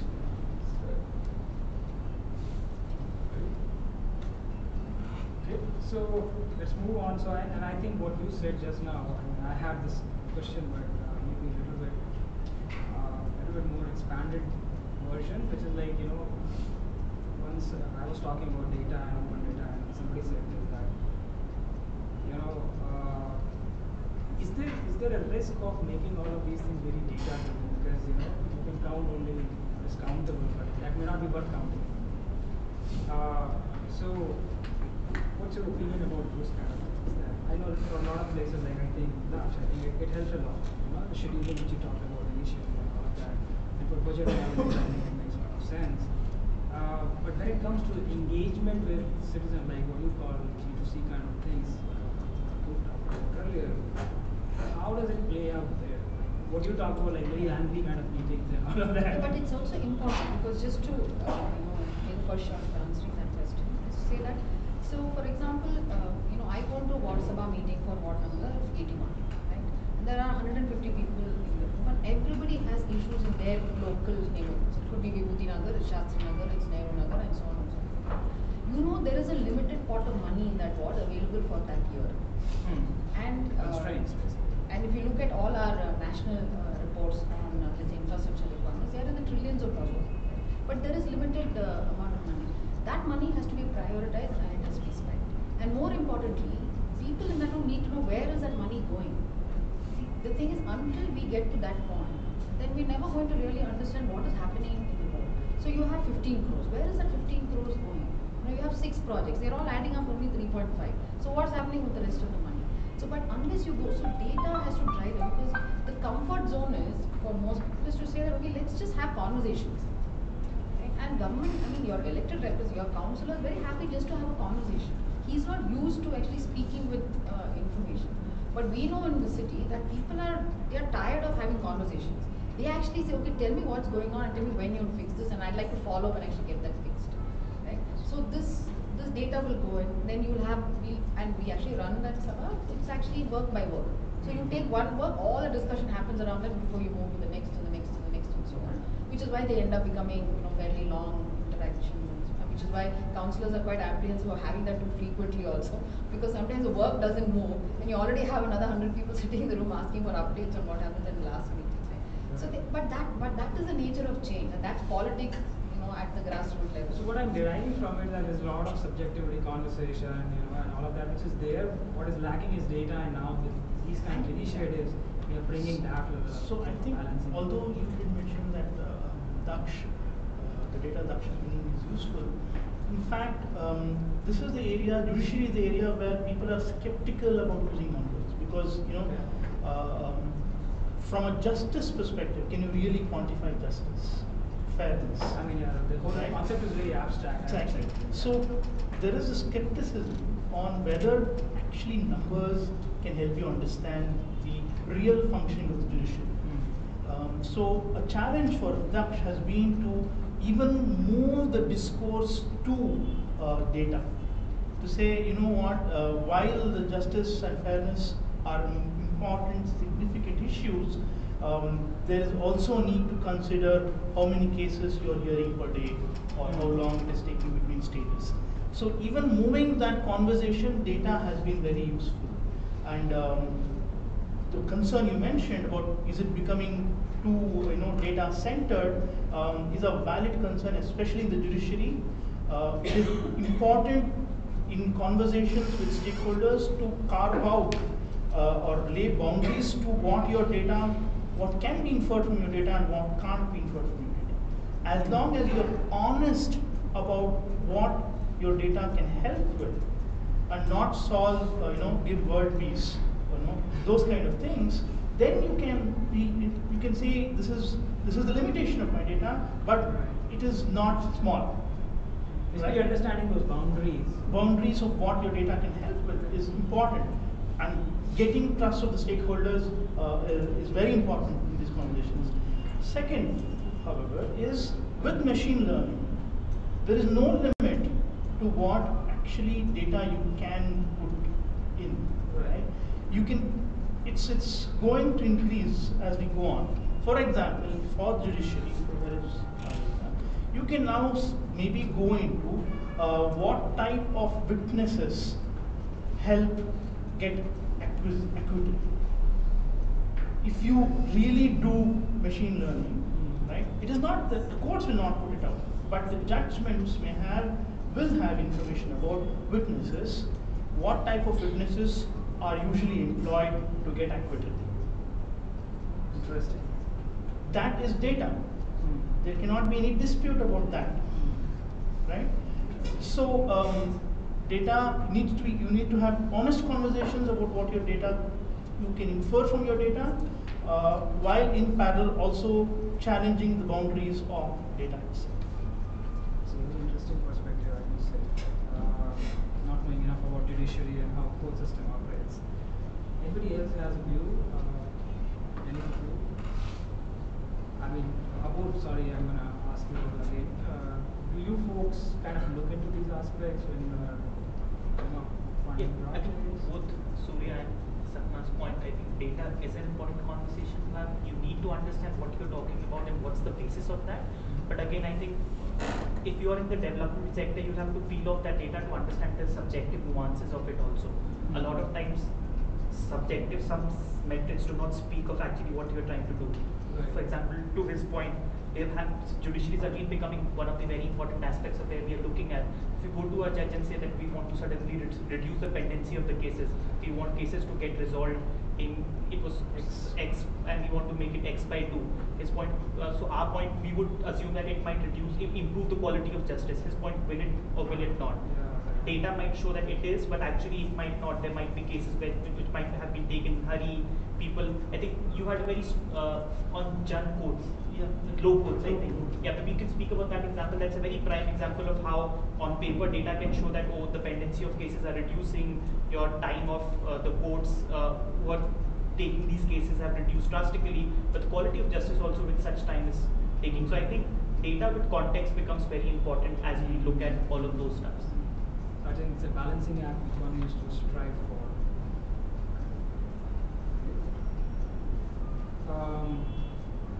So we have been talking about a lot of these different aspects, and in general we believe data and technology helps a lot, and I think in general that is quite true as long as we keep this context and subjectivity out there. Any examples, and this is where I'm kind of jumping the fence and going to the other side, where any of you have encountered a situation, I'd like to hear some details around it, where technology actually became the impediment in delivering what you folks were trying to do. And I'm just trying to see the word from the other side. If anything comes to your mind. I don't think so, because I think in the journey that we are on right now, it's not like you just closed it. We've not come to a full circle to say that this happened, these initiatives actually bore fruit, and then you can analyze it to see how much technology has helped. We are very clear, because I think any decision that you want to make, and especially when you're working with government and where you're dealing with large sums of money, you're looking at allocations, you're looking at equitable infrastructure across the city, you're looking at inclusivity of on engagement, it becomes important to actually have information out there that helps you understand how these initiatives and these programs are being run. So that actually drives that engaged through. So the more of it is better. Now the question is, how do we assimilate that? How do I understand that information? Are you giving it to me in bite-sized, quantity so that it's easy for me to, absorb? In today's day and age, people don't have time to read massive documents. I need something today. You just give me those 3 things, and that's what works for me. Right? So is there a kind of data or information which you folks kind of focus on, that if I'm putting something out, and I'm kind of just making it more dramatic there. Oh, it should have these 10 characteristics, for example. Just making it up. Is there something like that? Just to the previous point around impediment, I think I have not seen it become an impediment, but if it's not been deployed correctly, it's definitely been very harmful. A very prime example of it was one of our investees in US was working with, I think, the Chicago police force, and what they were using was a machine learning algorithm to find out the potential people who had the highest probability of doing crimes. They were very happy. They were deploying machine learning techniques. They had large data sets around who were the large people who were criminals in the past, and kind of use them to predict who the criminals will be. And they unknowingly they started profiling and targeting the blacks. So again, this is a very clear example of how technology, when not understood properly or when not deployed properly, can be very harmful, can be very divisive in the society. So I think technology generally is always an enabler, but it should remain as an enabler and not the end goal of how you're approaching the whole solution. Again, fail, like how you said, so it can only fail. It cannot. I have not come across where it has gone. It has become an impediment. Failure because wrong design, but more importantly, from what we've seen, not being institutionalized enough. Very good tools, very good technology, not being used to its fullest capacity within that institution, because the organization has not accepted it completely. It's not become organic. Maybe it was a top-down decision. So unless processes and procedures are built in to regularly use that tool or technology, it will become a foreign body. So it's more around, has it been well adopted and accepted and understood very well by major stakeholders or the users?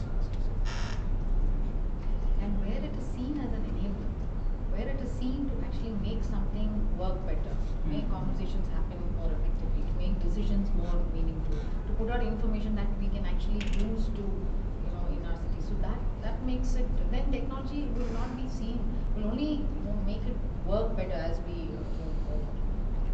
Yeah, but what people do incorrectly is kind of believe that tech will solve everything. Yeah, it's a magic wand. Yeah, it's like Janagro CPG was just doing technology. I don't think they would have been able to solve half of the problems. I think that community angle to it, building teams around taking that to the citizens, getting their feedbacks, putting it back, redesigning their technology, that whole feedback system, having people on ground were very important aspects of why they've been able to do such great work. No, that's useful. And yeah, I asked predominantly from the angle that a lot of times, because it is very, very kind of, it has some charisma, and people get very engaged with that, and 8 to sometimes. Yeah, you throw up words like blockchain, machine learning, AI, and it's like, oh wow. So, okay. So, especially if you're coming from the private sector, where the corporate mandate is this tool for purchases, doesn't work in the government. I think there are key 4 pillars: tech, data, design, and social science. They all need to talk to each other. Most of the time, design is incorrect, and then sometimes tech is blamed or social science is blamed that the solution didn't work. So all these 4 pillars need to work together, and we need to work in an interdisciplinary team, work with more communities. So like we work with DataLearn to understand how we can leverage to create a public, leverage design, leverage tech, and leverage data. We had the social science capacity on the table, but we didn't have all the other 3 key components. So I think that interdisciplinary mix is very essential for a right to success in a short time of span. So, any questions from the audience? Yeah. How are we doing on time?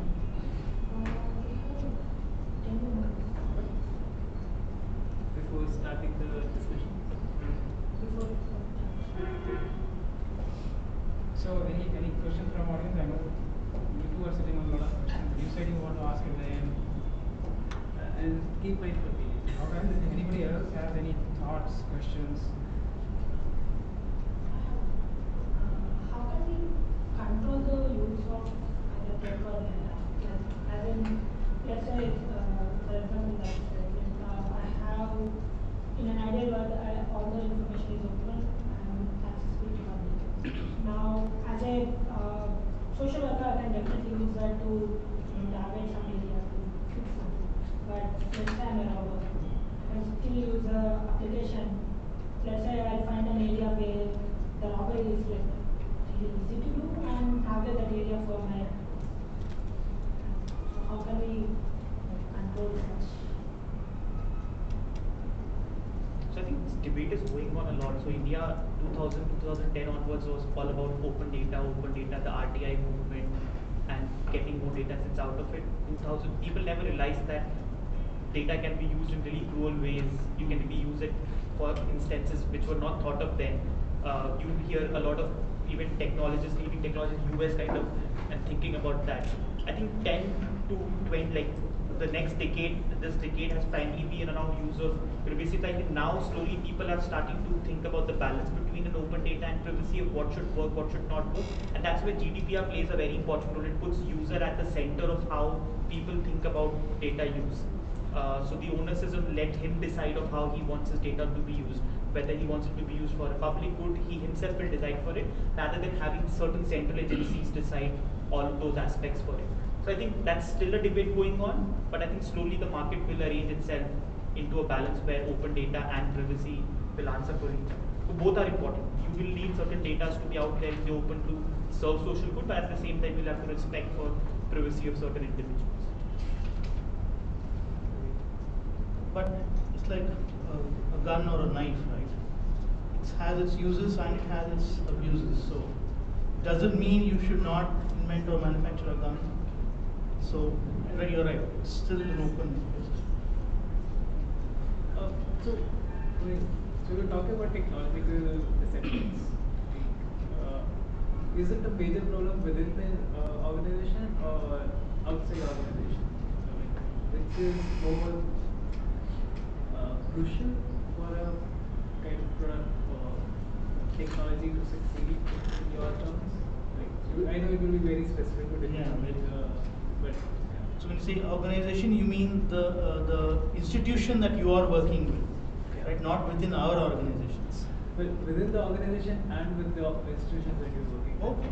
I mean, I think within the organization, definitely there is no challenge technology adoption.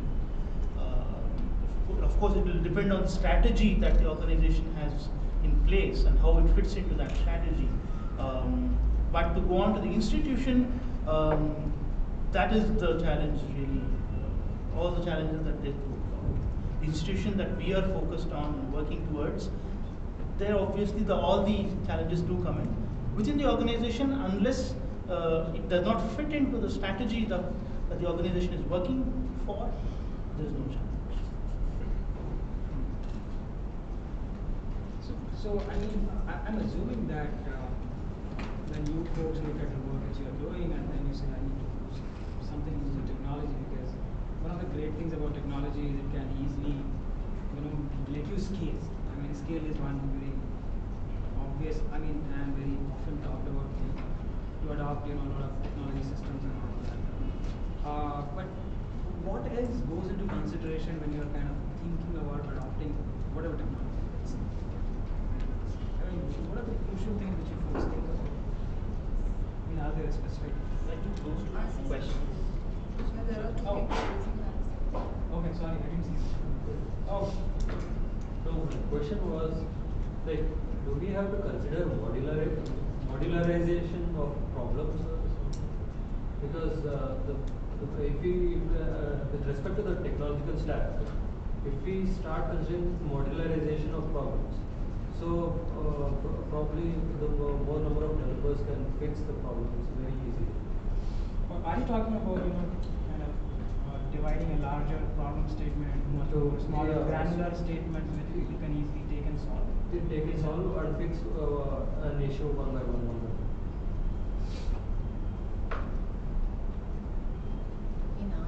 In the work that we do where you want to engage citizens, I don't think it is so modular, because the intent of government is to put out data in the public domain in a manner that is feasible and accessible to all. Then it's a question of just adopting. You have to just do the right thing and do it then and then. If you want to create a double entry accounting system, it's like fund-based accounting, which is what is recommended by policy. You just have to get on that project. If it takes you the next 2 years, you do that for the next 2 years. So the way I see it is that we're already, pretty late in terms of adopting, let's say, what works in large industries. Why would we look at government any different from how we would look at another corporate that is running, its business? We are running a city, right? So we have to, and I'm not saying where you take away the element of democracy and citizenship and all that. With that you have to run it with systems that actually work. So how does a commissioner actually sit at the end of a quarter, and what is today's commissioner actually doing in the city? He is sitting and responding to all sorts of grievances and complaints that are coming from a ward. But we do have elected representatives. We have a decentralized system of ward engineers, JC, joint commissioners, and so on. But because you're not empowering them with systems and technologies and processes, that is why they end up doing what they do. What he should be looking at is a dashboard for the city. Right? Like any CEO would. You look at a dashboard, you see what's going well, what is not going well, where is my money coming from, what are the liabilities that I have, how can I monetize, let's say, some of the assets to actually, make some of the projects actually happen for the city. Those are the decisions that you would expect the commissioner or the CEO of the city to take. Today we are not in a position to do that. So organizations like us are picking up certain elements of governance which we will then enable, which we use technology to enable that to become more transparent, more open, easy to understand for the citizen and even for government themselves. Like we mentioned earlier, you would not have time series data on budgets, right? How does the BBMP know how it is done in the last 5 years, right? What are being the variances? They would not know that because there is no system by which they are doing that on a regular basis. So we are here to empower them. But ultimately, if it has to scale, they have to just bite the bullet and say, "This we will fix that in a certain project time frame." And it's just like how you would build any other product or any other project, and it should just follow that same, system. Because ultimately, all what we are doing, if it is not institutionalized by government, if they don't take it upon themselves to do this, where hopefully, and this due for, for Janala to say that we only are watching over that. We provide oversight. That is a utopian scenario where government is actually just giving you, all of this data and system is being put out every quarter, but we are far away from that situation or that scenario. So we are helping build these, right? So that, in my view, that's how it should work. Then in that you can, of course, modularize and get people, to come and support and get institutions from the private sector to even pick up certain elements, or they just go out to the market. End user requirements. So what I was like to get the strength of the entire community. If we try to divide all those problems into smaller modules, the strength of the community can be efficiently utilized. That I agree, and I think which is what most participative programs would do, right?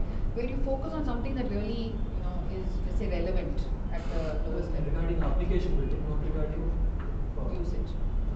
Not regarding the usage, there's no compromise regarding the quality. So regarding the application building, if we try to, based on the technological stack, if we try to modularize it, maybe we can utilize the entire community. So you are more talking about that for a problem statement, figure out technology solution and then modularize that part. Build it, so that can be built by the community participation. Yeah, probably something which. So you still need the buy-in. You still need the buy-in of government at a whole for even that to actually happen. So all the examples, whether it's with the judiciary or even with state and central and local governments, is to get those windows open, right? So that they're able to just utilize it because of the benefits that they see in using data. Then the fact that they can actually make something like what you're saying happen, because they're anyway open to the fact that we will use data technology to drive, engagement or even their own operations. Both equally important. I think the way you're mentioning is exactly the way data kind of works. So we pick a small module which can help one of the partner organization try to build it and go agile way and see how it could be scaled within the organization and then to their institutions respectively, and then to the citizens at part. So that's how we have been doing work with data kind of for the last couple of years. And that's been successful. Like solving tech modular problems, I think successful way. Again, I'm not aware of anything where it's just had any cons for that. So yeah, I think it's So, one last thing, I think we are also very much time. So, we have a lot of citizens and technologists here. How they can help out? What are those avenues? And if you can also add a subsequent question to that, I'm sure a lot of you folks are working on a lot of stuff at your end, but I would like to also share with us, even beyond your organization, what are the other things happening in CivicTech, which you would like all of us to know and maybe think about how people can contribute to that.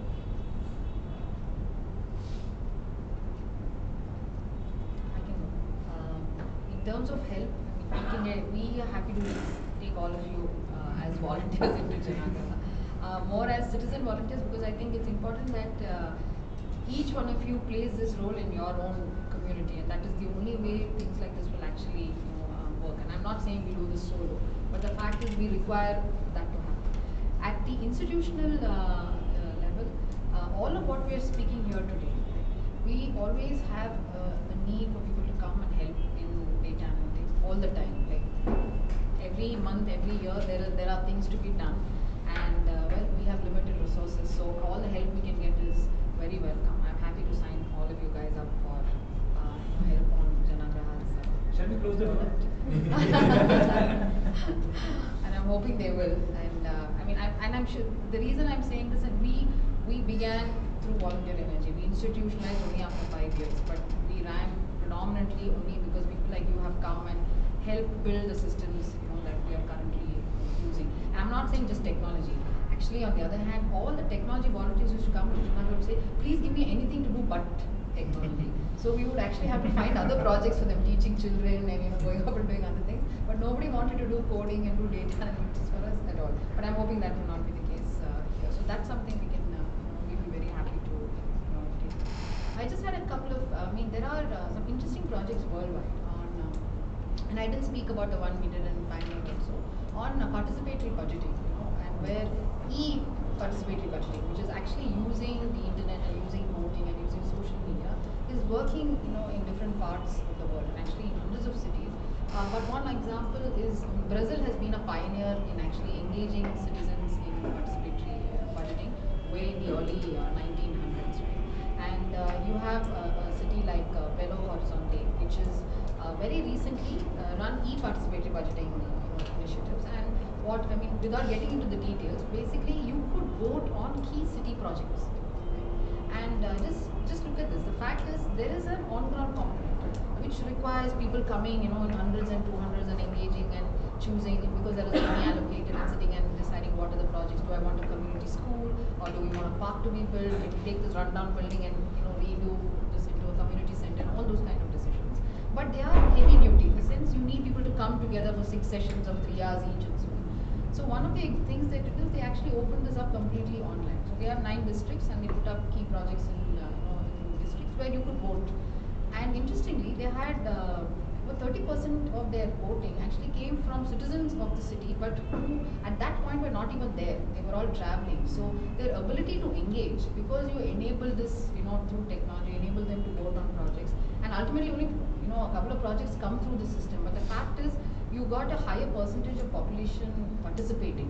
So from a 1.82 or 10.3, just because you open this up, through technology. I mean, it's a great example, and that's exactly what we should try and push even in Bangalore. So the My City, My Budget program that we ran in the last 2 years was to elicit responses from citizens on what they want in their local neighborhood. It is unlike, of course, Port Alegre, it is not supported by government in terms of funding. It's not like BBMP's kept aside 500 crores for which all of us are then choosing, projects. But in some ways, it should say that, okay, in my area, these are the things that I consider important and I want it fixed. So I have some data here, reports which I can leave behind. But those are programs which we have to keep running. It has to happen year on year, and more of you have to ask for it so that it actually becomes a way by which government functions, which is not the case. So I will be here with a registration sheet. Take all your names and numbers before I leave. Anybody else have any? So, there are 3 ways in which the technology community can help Daksh. By the way, Gaurav Banerjee from Daksh is also here, so you could also chat with him on what he is doing. He's a data analyst, full-time data analyst. One is the app that we are building for the use by the courts. Improving the app, there's some rudimentary one that is being used. Improving the codification and the user interface, basically. The second one is incorporating dashboards and visualizations into that app, whether on mobile or desktop, so that the oversight of the functioning of the code becomes more intuitive. And the third portion, for which we have had interactions with DataKind in the past, but it has not really gone the full length, is analysis itself, the analytics portion of it. That, from our previous experience, requires a medium-term commitment, signing up for some period of time, identifying projects and seeing it through the end, close engagement with domain knowledge experts, and I think passion. So unless these things are there, these are the 3 ways you can help us, and you'll need these 3 things. Thank you for outlining your prerequisites. Like a full JD. For us, we have been involving community right from the idea itself.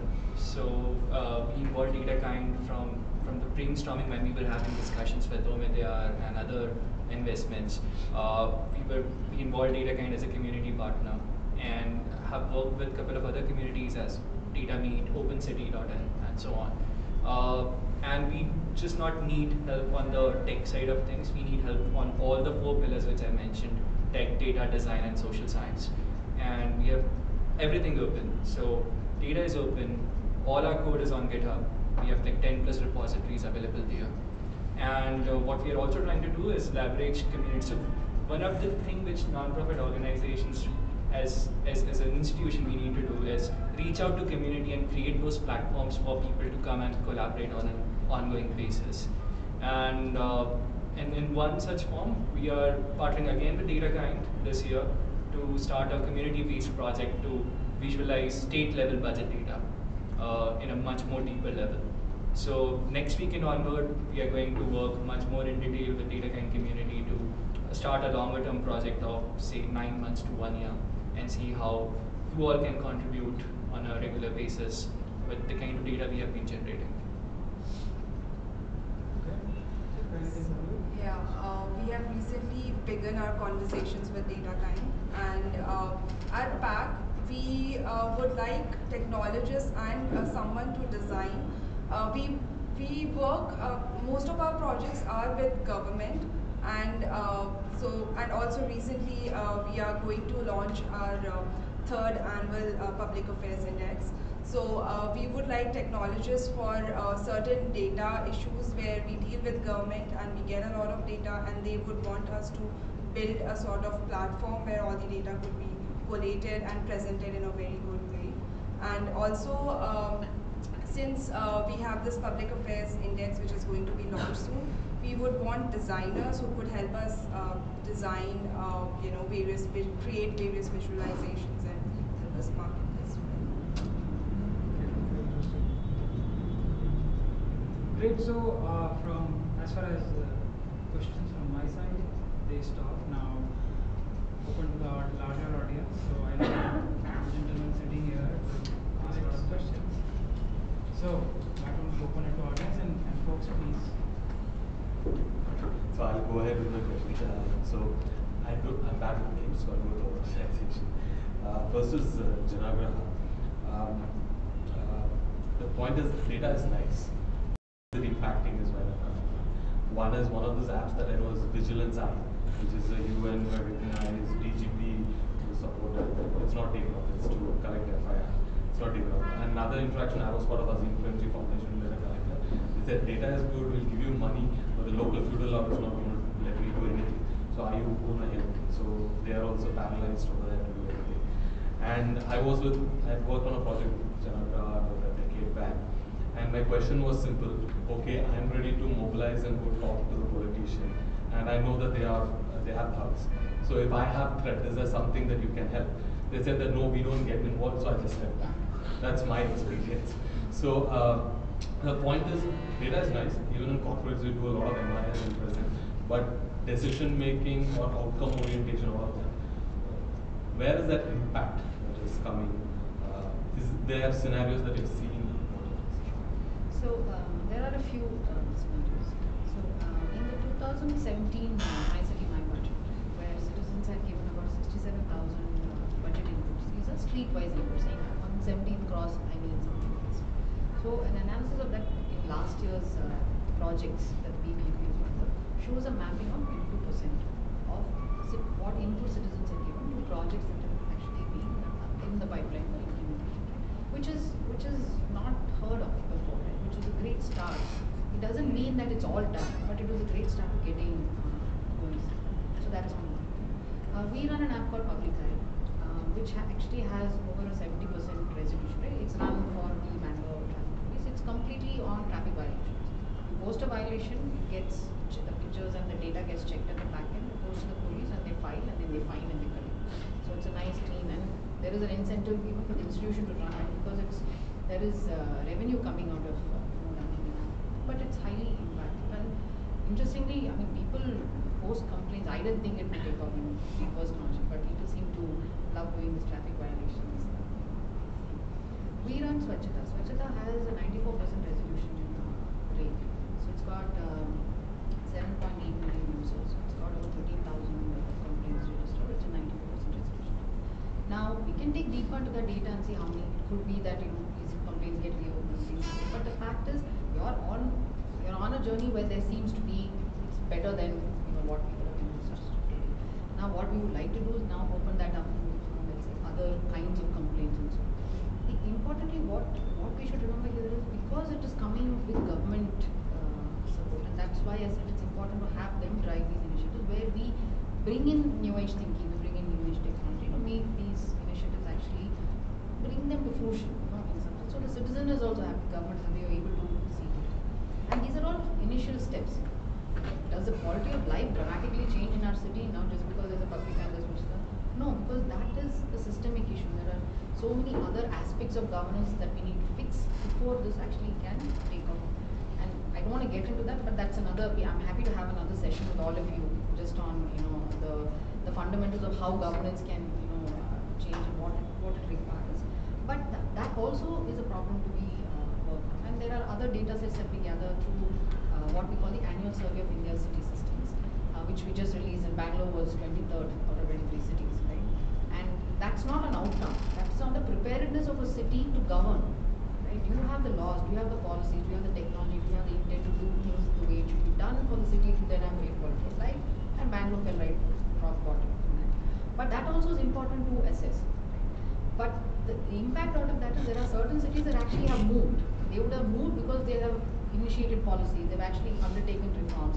Rajasthan has, with help from Janagran through a project, has 180 ULBs have actually gotten audited. They have financial statements audited for the last couple of years. These are things unheard of in other states. No other state, I can tell you, in the country has done it. But if you don't know where you stand financially, what your liabilities are, what your assets, how are you to plan for next year? They're all unglamorous projects, by the way. I mean, nobody likes it because there's no fun in doing the stuff. It's all in some back office. You go to some small little town and there'll be one computer with a fan running on top, but that's life in most of India's cities, or at least the 4,000 census cities and towns. But that's how work happens, and that takes time. It's taken us 5 years. And for those of you who know Janagara from before, we started public disclosure in 2002, right, through the Proof program, and we put it as a model act in the jail now when UPA came into power. From that time, now there's one state that has moved, and there are a few other states that have said yes, we've raised, and they said yes, we would like you to do the same project. Yeah, so it's a good thing. I mean, we're happy to go and do these things, including Karnataka. So Karnataka has also signed a couple of MOUs on financial performance MISs and performance management, which is a good thing. They're good signs, but it's still a long way to go. So some impact, yes, but the others are all moving along, but they're moving in the right direction. So that's. It's a long journey. You just took the first 16 years. Yeah. The second question is for India. It's more of to understand the outcome and what's the process that you have to measure outcomes as an organization. So you might be sitting with the CEO and he says, you know what, this is the breadth of sectors that we're going to work in, and this is where we're going to put the money, but we need to see something coming out of it. So is there something that you guys have in mind to measure, assess? How do you see it as an organization? So I think that's a problem we are struggling with for a very long time, not just us, all the impact investors or foundation spaces struggling a lot. It's easy to quantify and put metrics to what the organizations who are intending to work for the organizations do. It's the easiest thing to do. You put up 5 metrics, put up those success metrics, and you can say that, oh, you can claim that you've really moved the needle. But I think that's not the case. Like Sapna, Surya was telling, there are very specific nuances of how the whole subjective way of how people look at it. So I think for us, metrics is one of the ways of how we look at it, just to measure whether there has been considerable progress or not. For example, when, for example, Janagara said that we want to scale it to this level, have they been able to scale at those levels or not? So those are like easy metrics to touch at. But for example, how many lives have been impacted? So there are various ways we kind of do it. A lot of organizations run what they call as NPS scores, just to kind of touch and have a very subjective feedback of whether citizens feel their lives have been impacted or not, whether they feel there have been some quality impact in their lives or not. But again, that's one way of looking at it. There are other ways where various organizations have tackled. One is what we call as breakthrough studies, or like case studies of proof points. Delve deeper into certain points and understand what's the whole value chain of change has been, to kind of see if at particular areas has the whole value chain been penetrated at a very depth level. Can that be taken as a case and replicated? How many such cases have been replicated? So I think it's a mixture of both objective metrics, but also certain case studies, subjective feedback of citizens of how they felt, or the end consumer. So I think there are multiple ways of how we look at it, but I think metrics is not certainly just one of the ways we look at measuring the outcome of a certain organization. Anybody, before taking the next one, anybody else has anything on this one here? Any thoughts, questions? You need to raise it. So my question is to bring a more positive mood kind of. So when we started about CivicTech, we were mostly talking about is your lamppost working? I mean, is your street light working? Are judges closing cases at the time they should be? Shouldn't be waiting for a lawyer to complain that this judge is sitting on case. But in this journey of collecting data, analyzing it, have we come across scenarios where the government is doing really good at certain things that we discovered in the process of collecting data? where government is already doing good, and you are happy that the government is doing good, and you made note of it, something like that. Is there any such case that comes to mind to any of you? Yes, I would like to answer that. So we recently did a project with Himachal Pradesh state government. It's a small mini state, and we collected data on around 46 indicators, which were based on governance. So we were very surprised to know that firstly it's a ODF state, it's an open defecation free state, and it's such a small state, and it has almost 100% electricity, even in the villages, and it's a very characteristic of hilly states that the villages are the houses in the villages are very scattered, but they somehow managed to provide electricity in almost every household. There is no problem of water, there's no problem of open defecation, and it has done something really good for itself. And it also got #1 rank in our governance index last year. So we came across that case. A lot of times we tend to believe that government is doing nothing, or like they're very inefficient people and nothing happens, because in most of the cases that's what we kind of look. But even before even coming and being a part of this development sector, that was also one of the views I held. But I think in the last 2.5 years, what we have felt is there are multiple bureaucrats or multiple ministers, represented governments, representatives who are doing fantastic work at various levels. Like Andhra Pradesh, if you see the kind of sophistication they have put up in technology in the last 15 years, is insane. They've kind of digitized their whole municipal platforms, their whole state governance platforms, the kind of service deliveries they have put up. They're kind of thinking to reinvent the whole wheel of citizen feedback, incorporating it. So if you kind of see certain systems they have put up, after 7 or 10, 15 days of a certain grievance for one citizen does not get resolved, it just gets escalated to the chief minister. So I think it's been brilliant. For you might see Bihar. Bihar is a very backward state. You might think that people there do nothing. Again, they have been one of the foremost states who have had put in a very robust grievance redressal system. They have worked with a lot of NGOs to kind of put in a lot of technology to make sure they analyze, process every grievance redressal system. What's the time lag been? So there's a very strict focus on making sure the SLAs decrease by 50 to 60% in the next 2 years. So I think at various levels, I've just mentioned 2 specific cases, but in all of these states, you will have specific government or certain departments who've done fantastic and fabulous work in even moving needles on a lot of important work. But yeah, maybe Sapna can also give you a lot of examples. But there have been, further to what I mentioned in my earlier response, even on iChain messaging, there are complaints posted, and there would be citizens who would go and meet with the engineers and get it resolved. Sometimes the engineer will resolve, call the citizen and say it's been done. So there are numerous cases like that. I mean, there are hundreds and hundreds of them. But if you look at the scale of what we're dealing with, is it impacting it to a level where it is sustained? No. That is why we continue the work that we are doing. We want to get to that point, right, where your basic services, because we are not even talking about other things like health and education and livelihood. You're looking at, are you getting water in your tap? Are your lights lit? Are your roads clean? Are you able to just go from point A to point B? Do you have transport? Those are the basic services that you're looking at right now. There have been so many success stories, and you can read them on the site. I mean, they're actually, many of them are cataloged, and they're all there as either videos or small blogs that you can quite. In terms of budget transparency, Sikkim is the only state which is publishing open data. It's publishing from past couple of years.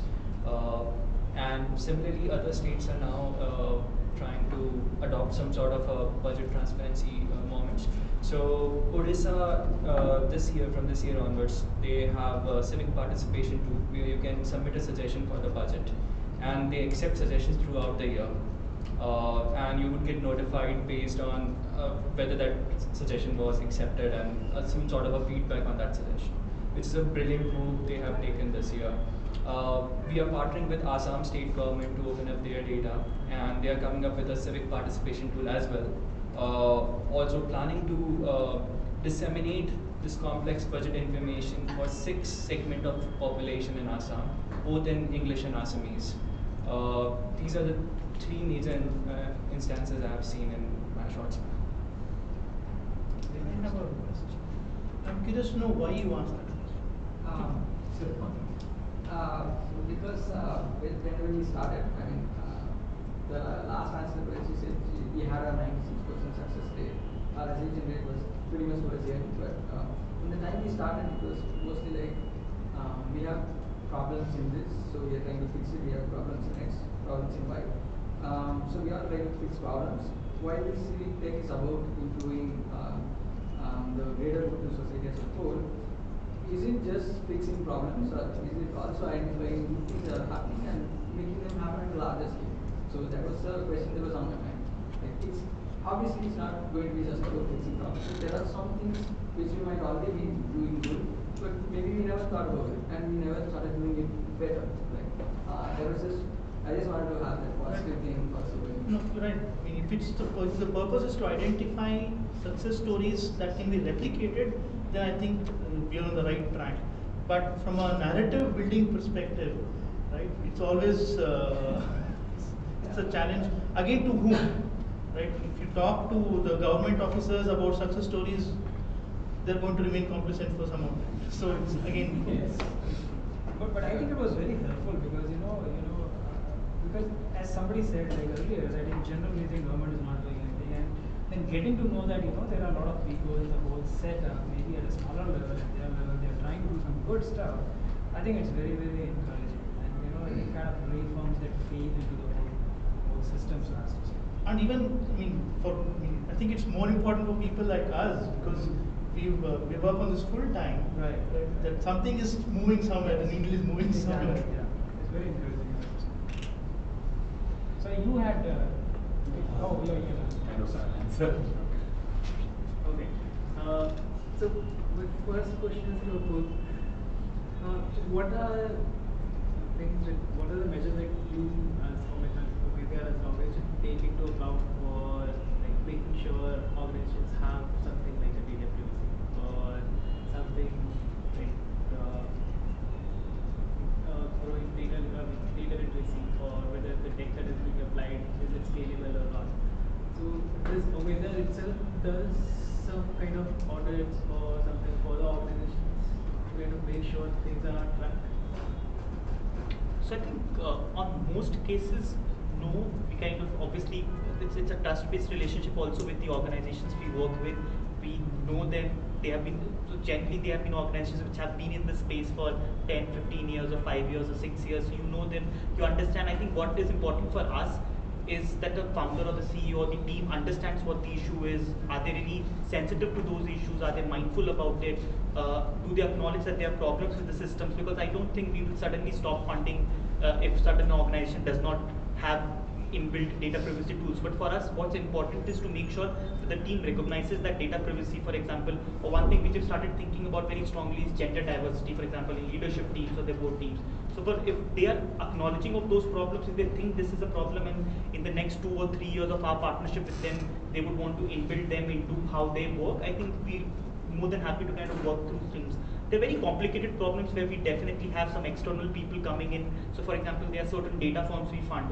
So I think the whole basis of that firm is data, security, privacy and all. So again, we are not equipped with such technical expertise to kind of go through such informations, where we definitely take expertise of certain external people coming and evaluating and doing a form of that. But irrespective of any further investment, legal and financial diligence is something we definitely do irrespective to make sure that the company is safe from those perspectives. My next question is to, sorry, but can you speak a little loudly? Yeah. So my second question is to Janaka. So we talked about citizen engagement, where we want citizens to be more active. But given the use case of or example of Brazil, if I got it correct. So how do you actually ensure that the citizens that are engaging are aware? Because if the citizens that are engaging with the system are aware, because if the citizens themselves are not aware, then the whole system becomes kind of flawed. Right. See, there are a few ways to do that. Right now, what you do is you tackle it through technology, which is through social media, and you build awareness and you propagate it like how we would propagate any product or initiative. You also then do it through government. So the last campaign that we ran it in partnership with the BBM, right? So we would, and we had an entire ground team that went ward by ward. There would be I'm just taking the participatory budgeting campaign as an example, where there was a budget bus that actually went around the city, 1,600 kilometers, went to, it would go to Majestic bus stand, it would go to the parks and neighborhoods, it would go to EGL, it would go to Manyata and be there for a day. We would partner with companies to say that just send this thing out into your company, and why don't you have them come on a particular day and actually engage, right? The long-term goal is to actually get government to run this. If the BBMP were to put out a call to action, like other cities are doing, or like Assam and Odisha will now propagate, like Pune has been doing for some years, is to actually have government push this out. Right? That is the best way to do this. So what we do now, there is an on-ground, feet-on-street model, and there will also be an online, awareness building campaigns that we run. Doesn't that make it hard to scale? The idea is to move this into government ownership. So when you get, which is, and I said that earlier also, once it is institutionalized within the local government, because you have the policies and the platforms actually technically available, right? We have board committees, we're supposed to constitute them. The whole role and responsibility of the board committees in Bangalore is to do participatory budgeting in addition to a whole bunch of other activities that they are tasked to do. So you have that system in place, but one has to activate, energize that system and make this happen. Right? And for that you need some demand side initiative also to get going, which is what we're doing. So ultimately you would want government to run this, and that is the best way to do this.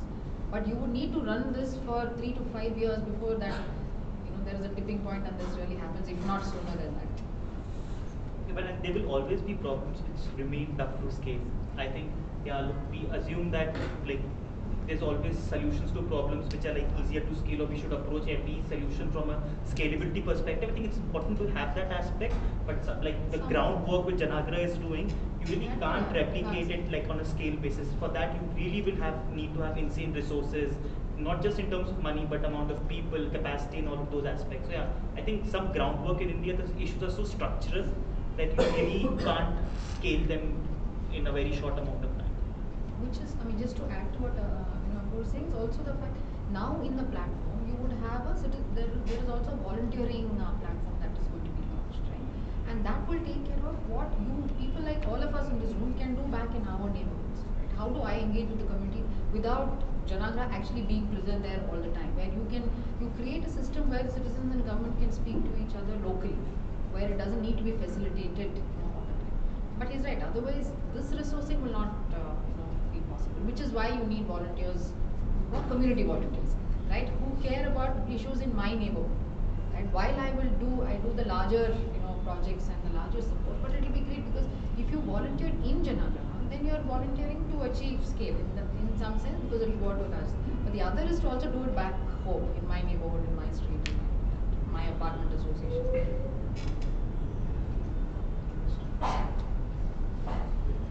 Okay. So another is how do you kind of make this relationship actually possible of government and citizen?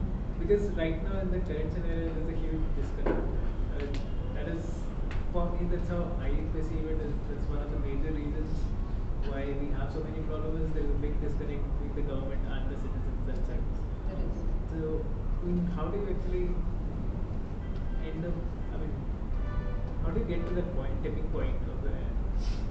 So the groundwork that we're doing, where you're taking data and driving conversations at the grassroots level, is a step in that direction. The nuanced aspect of that is to build trust and collaboration between citizens and government, but based on information, data, understanding of what is coming. We will just have to keep doing this. There is no magic wand that will come, because if we don't do this, there is no other solution. There is nothing else that will magically happen the way we are set up right now for anything to change. So the participation can happen in your local neighborhood. The participation happens theme-based. It could be around lakes. It could be on the steel flyover. We have so many examples of where citizens are coming together. But you have some which are city-level projects. Then you also need to see how is it actually happening because daily democracy is very mundane and boring. Sitting and having conversations with your elected representative about money, how many projects are there. It's like having a Monday morning review in your company, right? But at least here you're more clued in, you're tuned in into what's coming and going. There you sometimes have no idea, and you'll be surprised with what can actually hit you on a monthly WhatsApp meeting, right? But that's the nature of the game. So, as an aside, my MLA and my councillor they're calling WhatsApps like every third week after having ping them for Ward Sabhas in the last 6 months, and which never happened at all. Why? Because it's elections, right? And so you need people to come together, you want to galvanize, and so on and so forth. But that's the nature of the game. Right? It's up to us to say that do we want to be a part of that or no. It doesn't mean you have to be a part of that and go with the flow. You can raise your hand and have your voice heard. It's not always you get what you want, because, and I can give you examples of earlier meetings with communities where people would come together to prioritize budgets with their local elected representative, right, with the councillor. And with all what has happened, Mr. Gopal will not get the 3 lakhs for his road as he had expected. Why? Because there are 10 communities, there's only that much of money, and there is more pressure from this community and that. But that's okay. At least he actually rated the Ward Sabha as a 10. Why? Because he said for the first time, I actually knew what was happening. I knew where the money is going. It doesn't matter that it didn't come to my street and my neighborhood. At least I know where all the money is actually being spent. Right? So there are ways to look at it, but this is the only route. There is no other way. We just have to, and we'll be unhappy people in these Ward Sabhas sometimes. Somebody is happy, somebody is unhappy. That's the nature of the game. Am I the only one you're going to ask questions to? Yeah, I mean, just asking. Sometimes like no more questions. Sorry, I'll take 2 or 3 more questions. 2 or 3 more? No, I have you already done. Okay, nobody has then. I'll pick the important ones. So one to AC is, well, you talked about collecting data from surveys. So survey incorporates a lot more things like the number of questions that they have, the relevancy of the questions, and does the question and those answers actually capture the data that you want, or that would give you the answer to some problem statement. How do you kind of take all that into account while creating a survey? So usually for surveys, we prefer a tool which we have, like I spoke about social accountability tool. We have something called the citizen report card, and we use that. There's a particular format to it, and like I think he also mentioned about how do we capture certain things like qualitative aspects, like satisfaction from a particular public service. So we have a proper report card to it where all the aspects that are related to the service is captured, and we ask all of that to the beneficiary, and then we try to tally it with what he was supposed to get through the policy, and then we have a gap and we try to analyze that. So that is how we do. But you would have a particular model from which you build it, a governance model, theoretical model. Yes, so, from which you take so parameters. what we do is every policy has certain rules and regulations, and we try to match or incorporate those rules in the through questions. For example, this much amount of something a beneficiary is supposed to get. So we ask the beneficiary, did you get this much? Firstly, were you aware that you were supposed to get this much? And then did you get this much of amount?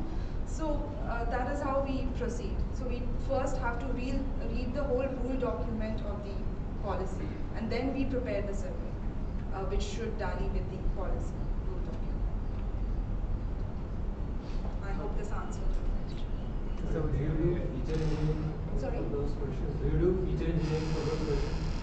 Maybe if a few questions people won't be willing to answer or something like that. Can you briefly talk about feature engineering? So there would be a few questions which there are hardly any such questions, because most of the questions are related to the policy, and most of them are already, if the beneficiary is a little disappointed, he would actually give more information rather than what is required. So he would go on complaining. So what problem we usually face is to filter down, because they go on in a story mode and they say the whole thing. So we never faced a problem of asking them again. But usually if there are such questions, for example, I'll give you, this is a very good question. Something like, did you pay a bribe? What the amount of corruption money that you paid? It's a very tricky question to ask. So what we ask, rather than asking something as direct as corruption and bribe, we eliminate those words. What we say is, did you pay money for this service? If yes, was there a receipt for it? So if they say no receipt, we get to know that it's a bribe money. So we try to eliminate such words which they would not want to answer the question. question. That is what. So speech engineering basically, like, if people are not interested, that will be a missing value. Right. Such kind of questions, if out of the amongst the population, if many people are not answering such questions, that means we need to either reframe such questions. Yes. Or else, So to address certain things, what we do is we run a pilot test to understand whether there are any such problems, and if we do come across that, we remove the questions. Or we rephrase it. So what he intends probably is like feature engineering helps you identify textual variables which would affect the response of the person. So are you, when you do surveys, when you do pilots, are you collecting the data and running some sort of algorithms on top of it to identify those variables? Is that the question? Okay. So currently we are not doing that because we haven't come across any such particular question which people would not want to answer, because majorly we focus on service delivery issues. So like people who have fake ration cards. Right. So like if you ask them questions saying like, do you have a bike or do you have something like that, right? So they won't be giving an exact answer. Right. Because I've seen many answers. So like we won't be getting the accurate data over there. So maybe this can help tackle it. Right. You mean cross-check the whole point where relation between two variables. Right. That is one aspect, as well as like giving like identifying the fake data and analyzing the missing data. Right. Right now we are not doing feature engineering. As of now, I can say that. What we do is we just run pilots, and if we come across certain questions which we think are not being answered, we try and rephrase them. Like I gave example for the corruption question.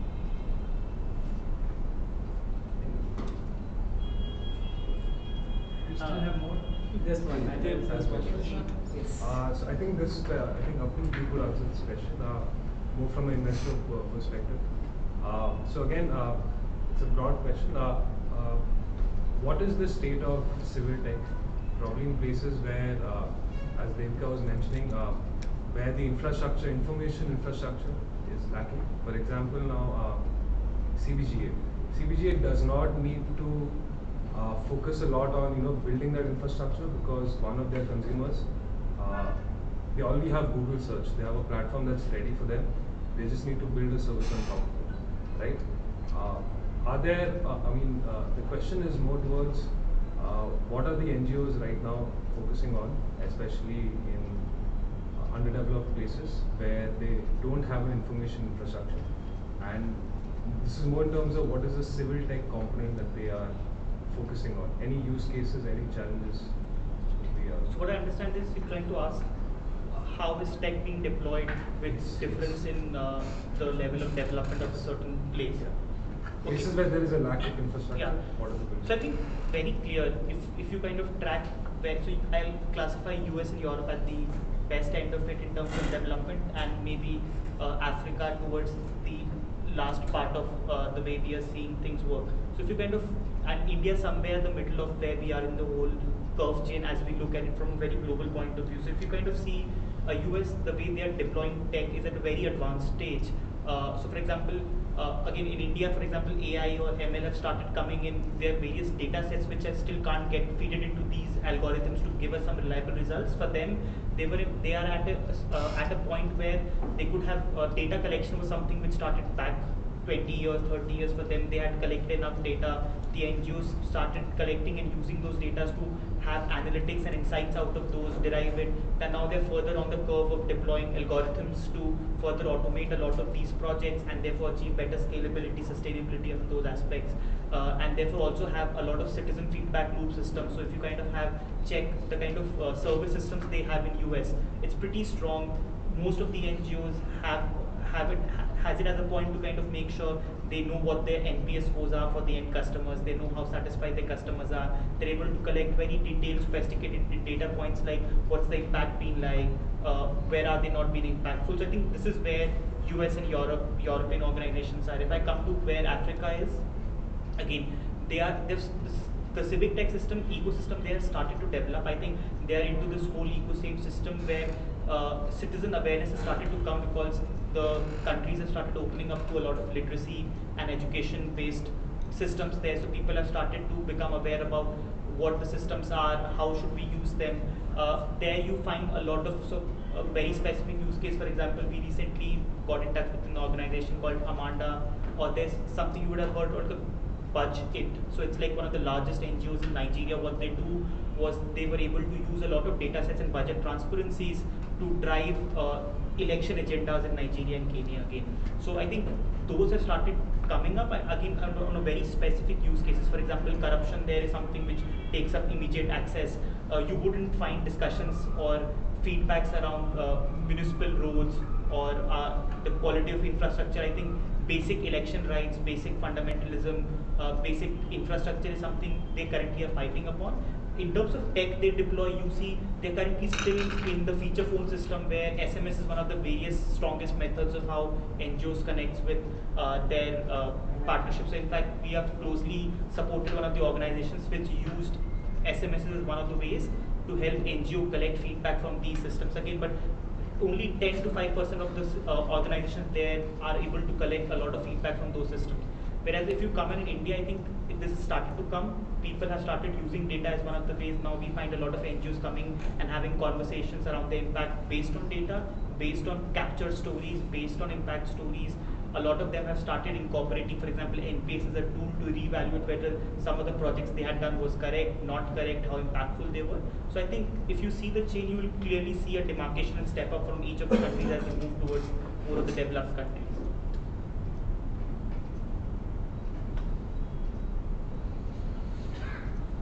So in cases where the projects or the technology can be reused between the organizations, for example, CBJ OBI is working on with the Assam government for a citizen collaboration project, and similarly General had a project on Nigeria. At least on a high level, I can see that both the tech can be electronic can be used in other places. Are there any platforms where such technologies or such products can be showcased for other organizations to take up? GitHub, every organization, like we have a prominent link of our GitHub on the website, and we write a good documentation for each of our repositories for people to utilize our product. We follow something as open first policy. So, full disclosure, Jayant is one of the colleague working on some of the research aspects in our work. So, we were not certain that this could be launched as a product. So we created a research folder in that repository, and we just documented all the research. And now we are gradually piloting that research into a product form and then taking it forward. As a decade, definitely I want to Yeah. any other sources. But as an organization, we didn't work on technology. We were not had much aligned to the technology. How can they come to I think communities play a crucial role. So DataLearn, DataMeet, OpenCity, these communities might have information of what kind of tools are publicly available and being used in different organizations. You can recommend these tools to other organizations and bridge that knowledge gap. As organizations, we try to do a lot of capacity building for other organizations working in the same sector. But again, that's very limited to that sector itself. But cross-sector pollination, I think communities like DataKind play a major role there. And there are these fellowships also, which is in India starting to bud up again. Yeah. I think community was one of the major ways how people had come to know about conferences or meeting and all of that. This is a Tech for Good fellowship, which just recently started, where they kind of highlight good organizations who have used tech for good purposes. Again, they are starting to evangelize this idea in a much larger group, where especially people who are not using tech to kind of show how tech has been used for good purposes and scaled and all of that. So I think slowly a lot of these people will start knowing the use cases of how tech can be used for good and all of that.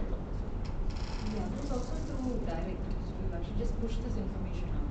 So for example, if we do a program like My City, My Budget, or you're running iChangeMyCity.com, you just create documentation, you create information, and you just send it out to all the state governments, you send it out to all city commissioners, you send it out to organizations, you send it out to Archability. I mean, you just have to go out and push it out.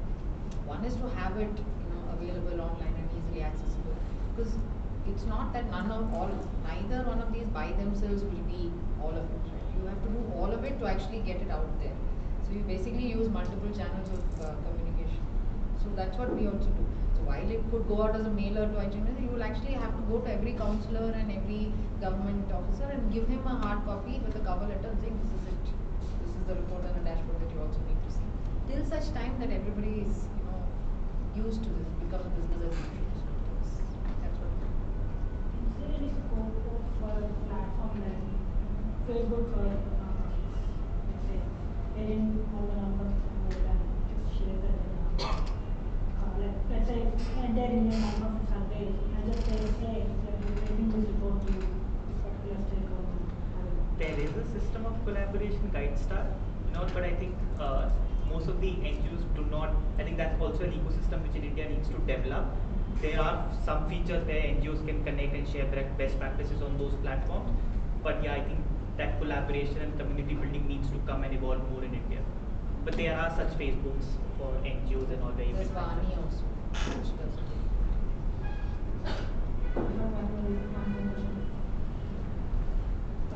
So, all the platforms like ICMIC or My City, My Budget, and Citizen Collaboration, these platforms would go in a way that I can raise my voice, it might be answered, but is there any platform in a way where I can keep the government accountable? Like can I say like, hey, these are the cases which are not addressed like law. What are you doing about it? Is there any such?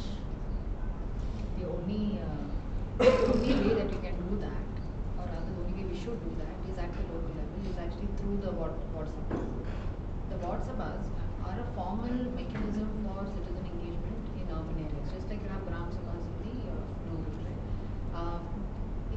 It's not taken off as well as it should have, but it is definitely moving. So while it was the 74th Amendment which should have actually moved the whole needle on citizen engagement at the local level, it is now coming through. So even Karnataka there is an act, you have what committees set up as per, because they set it up because there was a High Court order that came, but then taking that apart, you have committees now. Now it is up to us to engage and ask for those committees to actually be efficient and running, right? And they will not be to begin with, right? Because 50% or 80% of them would be, let's say, political party followers and so on and so forth. But it doesn't matter. The fact is there is a platform for us to engage. Because otherwise everything is always getting aggregated at city level and so on, right? But you want to go down to your local neighborhood and the ward, you have to go down to the ward. That is a platform in which you should ask these questions. That there are issues which are unresolved, that you need things to be done in your ward. And you move from basics to anything else. It could be crime, it could be safety. There are so many issues that you want, and it could be good things. You have empty government land which you want to build a park for children. All that can be discussed at that WhatsApp. But that is where we should bring engagement, because people will engage at a higher level in local issues, because that matters to you. For me, 17th Cross Malleshwaram may not really matter because I live in 6th Cross Shastri Nagar, right? So I'm more worried about what's happening because that's where I need to be most of the time. So, but that is a platform that we should push for. But all of these will add up to that. So you need data, you need tools, you need technology, you need mechanisms, you need facilitative organizations like us for some time, until these things are running, on their own. And while we do this, we also will work with government to ensure that they are doing their bit, and then you get into an audit and monitoring mode. So there is, what I'm just trying to say in short is there's no linear pathway to this. So that's the sum and substance of this. And can technology help? Absolutely. I mean, there's no two ways about it. Without technology, it'll be just that much more difficult. Just imagine the fact that if I could just send you all your dashboard on your phone, and everybody's sitting in the WhatsApp and they're just looking at the app on their phone to see what complaints and what projects are there. Right now, what are we doing? You'll print out 50 copies because there are 50 people in the room, right? Then you need projector, you have to do this whole setup. But we ideally should move where I can participate remotely. I can sit in Sahaj and actually have a vote. I can vote on some project discussion that is there in my WhatsApp and let's say in Shastra. That's the ideal world. So technology definitely will be an enabler. But at that point, they will not be looking at the fact that they use the phone. What they will take away is the fact that I actually had my voice added to that particular voting. So it doesn't really matter whether you did EVM or you did actually a ballot paper and you drop it in a box. The fact is that you voted. That's what we should enable. So technology definitely will be important.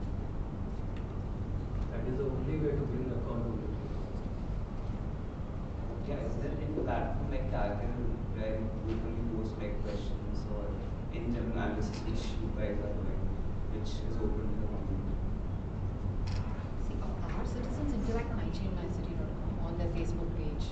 So we do, so that's where, there is no other platform. So we are restricting it to one that we can all manage. So you have handles on the regular social media channels and you have the web platform. So the data is available there. Yeah, you will get all of this. I mean, all what I've brought you today is available. And on OpenCity also.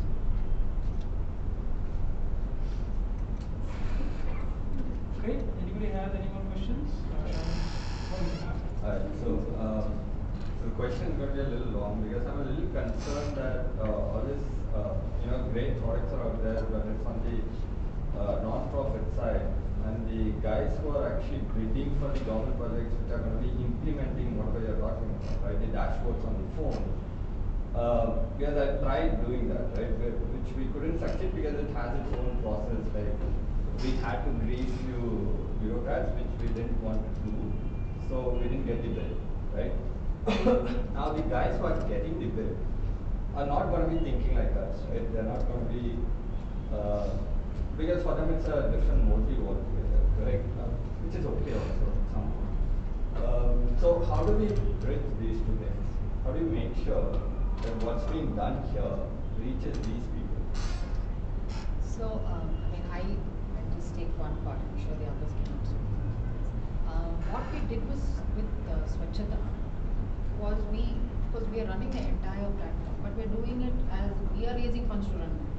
Right? So it's a completely pro bono effort as far as government is concerned. Right? But it takes effort. You have to allocate funds, and it takes years of effort sometimes. And there is no guarantee that the government will actually, take this. So, and there are numerous examples in the last 17 years of us working with government where you work for 4 years, government changes, and the entire project will just sit for the next 5 years, and nothing will move. It happened in Rajasthan, it will happen in Bombay, it will keep happening. But that's life. So when you have a chance, you go and ensure that you are able to take these ideas forward, which is exactly what we did with the current government. Because for us, it's important that we are able to actually reach out to citizens with a certain tool and a platform. And hopefully, I understand, but I'll just finish. It's not just the citizens, right? Because even government is looking at dashboards, right? So the way they are ranking cities, and for some strange reasons, even without monetary incentives, cities just buy to top the charts on the survection and so on. Is that they are looking at this data every day, so they are pulling up their commissioners. So there is, because of this whole thing on Swachh, right, there is some incentive right now that is driving them on a particular very small aspect of governance and services. Because Swachh is only dealing with some 9 issues, right? They are not the 9 issues that all cities are dealing with. There are a whole host of other issues. But you have to get your toe into the door, and you've got to keep it open. So this allows you to do that in a good way. Right? So but it requires, you have to build relationship with stakeholders. There is no other. They have to see you as being, let's say, partners, as being some sort of an expert, as knowing what you're going to do, as saying that, okay, if we are analyzing the union budget, they understand that yes, they have the expertise to analyze the union budget, and whatever they say, I will take it because it makes sense and there is value in it. Because otherwise, why would they come? Why would they even give you the time of day? Because remember, everybody is going to government to tell them what they're doing wrong. Right? None of us, how many of us, as individuals, that's one thing, even as organizations, and we have so many audits, we put out so much of information telling them, okay, let me tell you everything that's going wrong. There are very few, of us who will look at, okay, so this is wrong, what is the solution that we can then provide? So the solution providers, if you are in it for the right reasons and with the right passion and intent and the process and the project management ability to execute a large project like that, you will get airtime. Right, okay, so let me I just think I quickly will refine the question. Just quickly Yeah. refine the question, right? So for example, let's look at smart city projects, right? Smart city projects, for an NGO perspective, there are three stakeholders when it comes to CivicTech, right? One is the government, one is the citizens themselves, and there is the mid-level, which is what I'm trying to, portray here. So the smart city projects whoever is bidding, the lead bidder usually forms a consortium, right? So at a government level, at a policy level, it's kind of clear that they want civic engagement and civic tech to be part of the whole proposal, okay? Now the guy who is forming the consortium, what does he do? He is going to put his EMD, the earnest money deposit, whatever, he pulls in 3-4 people. One is going to lay the fiber optics that's going to connect people, one is going to put the IoT devices which is going to pull data, blah, blah. Everything is in silos, right? Now the third thing is, which is civic engagement, which is the most important part. Now that usually goes to the guys who has already implemented something, okay? It doesn't go to an NGO, right? So what I'm trying to say is, if I'm part of the system, now I know this, right? So I can reach out to you guys. But what if I'm not, what if the lead bidder or the guy who's sitting there doesn't know this, right? So what I'm saying is, what NGOs can do is reach out to the guys who are bidding for these projects, right? And these are out in the open. Just a solution. Yeah. So I think it's an excellent question. It's something that funders should also think about. Yeah, that's why I'm asking to them. So, may I Sorry, answer? sorry. Because I think I've been the heat of this, like smart city, we have like some 4-5 portfolio organizations and this whole consortium. We've met a lot of smart city commissioners and CEOs also on this aspect of it. I think I disagree with certain understanding. There are a lot of NGOs which are partnering with the lead bidder, and I can like separately talk to you, give you examples of all the lead cities of where you have multiple NGOs combining with. I think if you also understand the smart city structure, there's a CEO, which again is mostly the municipal commissioner. Yeah. There's a board of that Yes. smart city which approves most of the projects. In each of the board, you will have certain representations from civil society organizations while approving a project, and most of them, the designs whichever multiple bidders give, they kind of approve those. Again, I'm not discounting issues like corruption or certain quid pro quo and kind of all of those stuff that are still existing. It's a government system, suddenly things will not change. But to your point, I think, in fact, I have been amazed by the kind of interaction and involvement NGOs have had in the smart city project at a very large scale level. There might be certain smart cities where you wouldn't have seen that case, but at least from a bird's eye perspective, I have seen at least not 12 to 13 smart city projects bidding happen, and most of them, they have on multiple aspects. Different CSOs have been involved and a part of the way they design the whole dashboard and all of those. Our own group organization is also Jana Urban Space Foundation. It's a part of I think what non-profits are trying to do is work on the demand side of it, right? Trying to make sure that government people and citizens who demand action from the government, state officials, are in a space to appreciate that this is helping them in their delivery. Now, the hope is that this will go down the chain and ensure that when they write up their bid documents or select suppliers, that translates into specifications that can then be more institutionalized and more permanent. That is the short-term solution to this. The longer-term solution is, of course, that the technology providers to the government actually, I think the smart city example that you gave, take these into account. I don't think enough has been thought about this, especially in our space where the service provider is the state itself. NIC does technology for the gas ports, and we were in a meeting last week with NIC and port. Everybody blames NIC for all the trouble in the country, right? So how do we partner, like a private company and NGOs? How can we? Like e-governance foundation is a very strong example. E-governance foundation, if you know of them, what they're an NGO started by Nandan and Shrikant Nathan team. they are providing this whole urban governance platform. They are not for profit. What they are saying is we are building 80% of the capability for you, and we are ready to partner with any of the lead bidder who wins the smart city contract or a state contract to deploy this, and you get to build the rest 20% of it. We'll not charge our money. We'll only get a certain amount of the section to recover our cost as a not-for-profit. So I think you should definitely get in touch with them to even understand one example use case of how not-for-profits are able to deploy tech in conjunction with the for-profit sector for government projects. Okay, great. I think it's time now. Yeah. Okay. So we'll stop here. I'm assuming all our panelists are going to be around here for some more time, having lunch or whatever, so you guys can mingle and keep talking. Thanks a lot, all of you, all 5 of you, for spending all this time with us, answering questions, and kind of giving us a lot more information. Thanks a lot. And thank you all for being here. Thanks a lot. And James, whatever happens next. Once again, thanks to the panelists who took time to discuss and answer the questions. Everyone is coming for this. We would like to know what you think about anything DataLearn does, or what about the panel discussion, or anything in general. There are stickies around. You can write some 2 lines of feedback and leave with any one of us. And again, we'll be around. There's lunch upstairs. So from the reception you can find the stairs upstairs. Sorry. Yeah. So there's lunch upstairs. Panelists will be around. Announcement. You can talk to any one of us, any of the panelists. Also, DataLearn is trying to partner with all the 4 organizations which were part of the panel, and also is in continuous touch with the Omidyar network. So if you want to volunteer for one of the organizations or just reach out to DataLearn community. We have a lot of problems to open up for you guys to work with us. Sorry, it's slightly harassing for we ask so many questions and harassing for them. But how was the panel discussion for you? Was it something that you expected, or was it still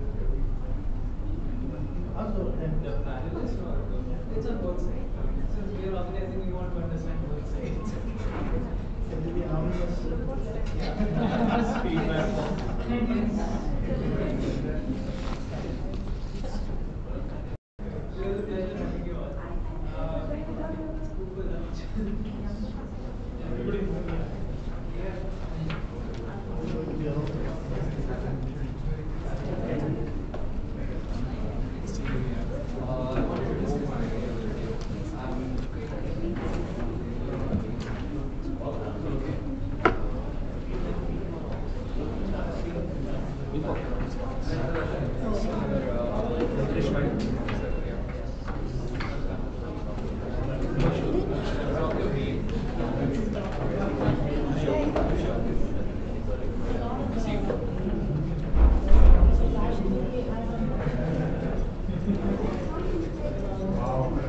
I was wondering if there's a job description to say we need this sort of a person, because the whole idea is that if you're looking for volunteers, you're looking for technically proficient person, and yet you have said we want everybody. Yeah, no, so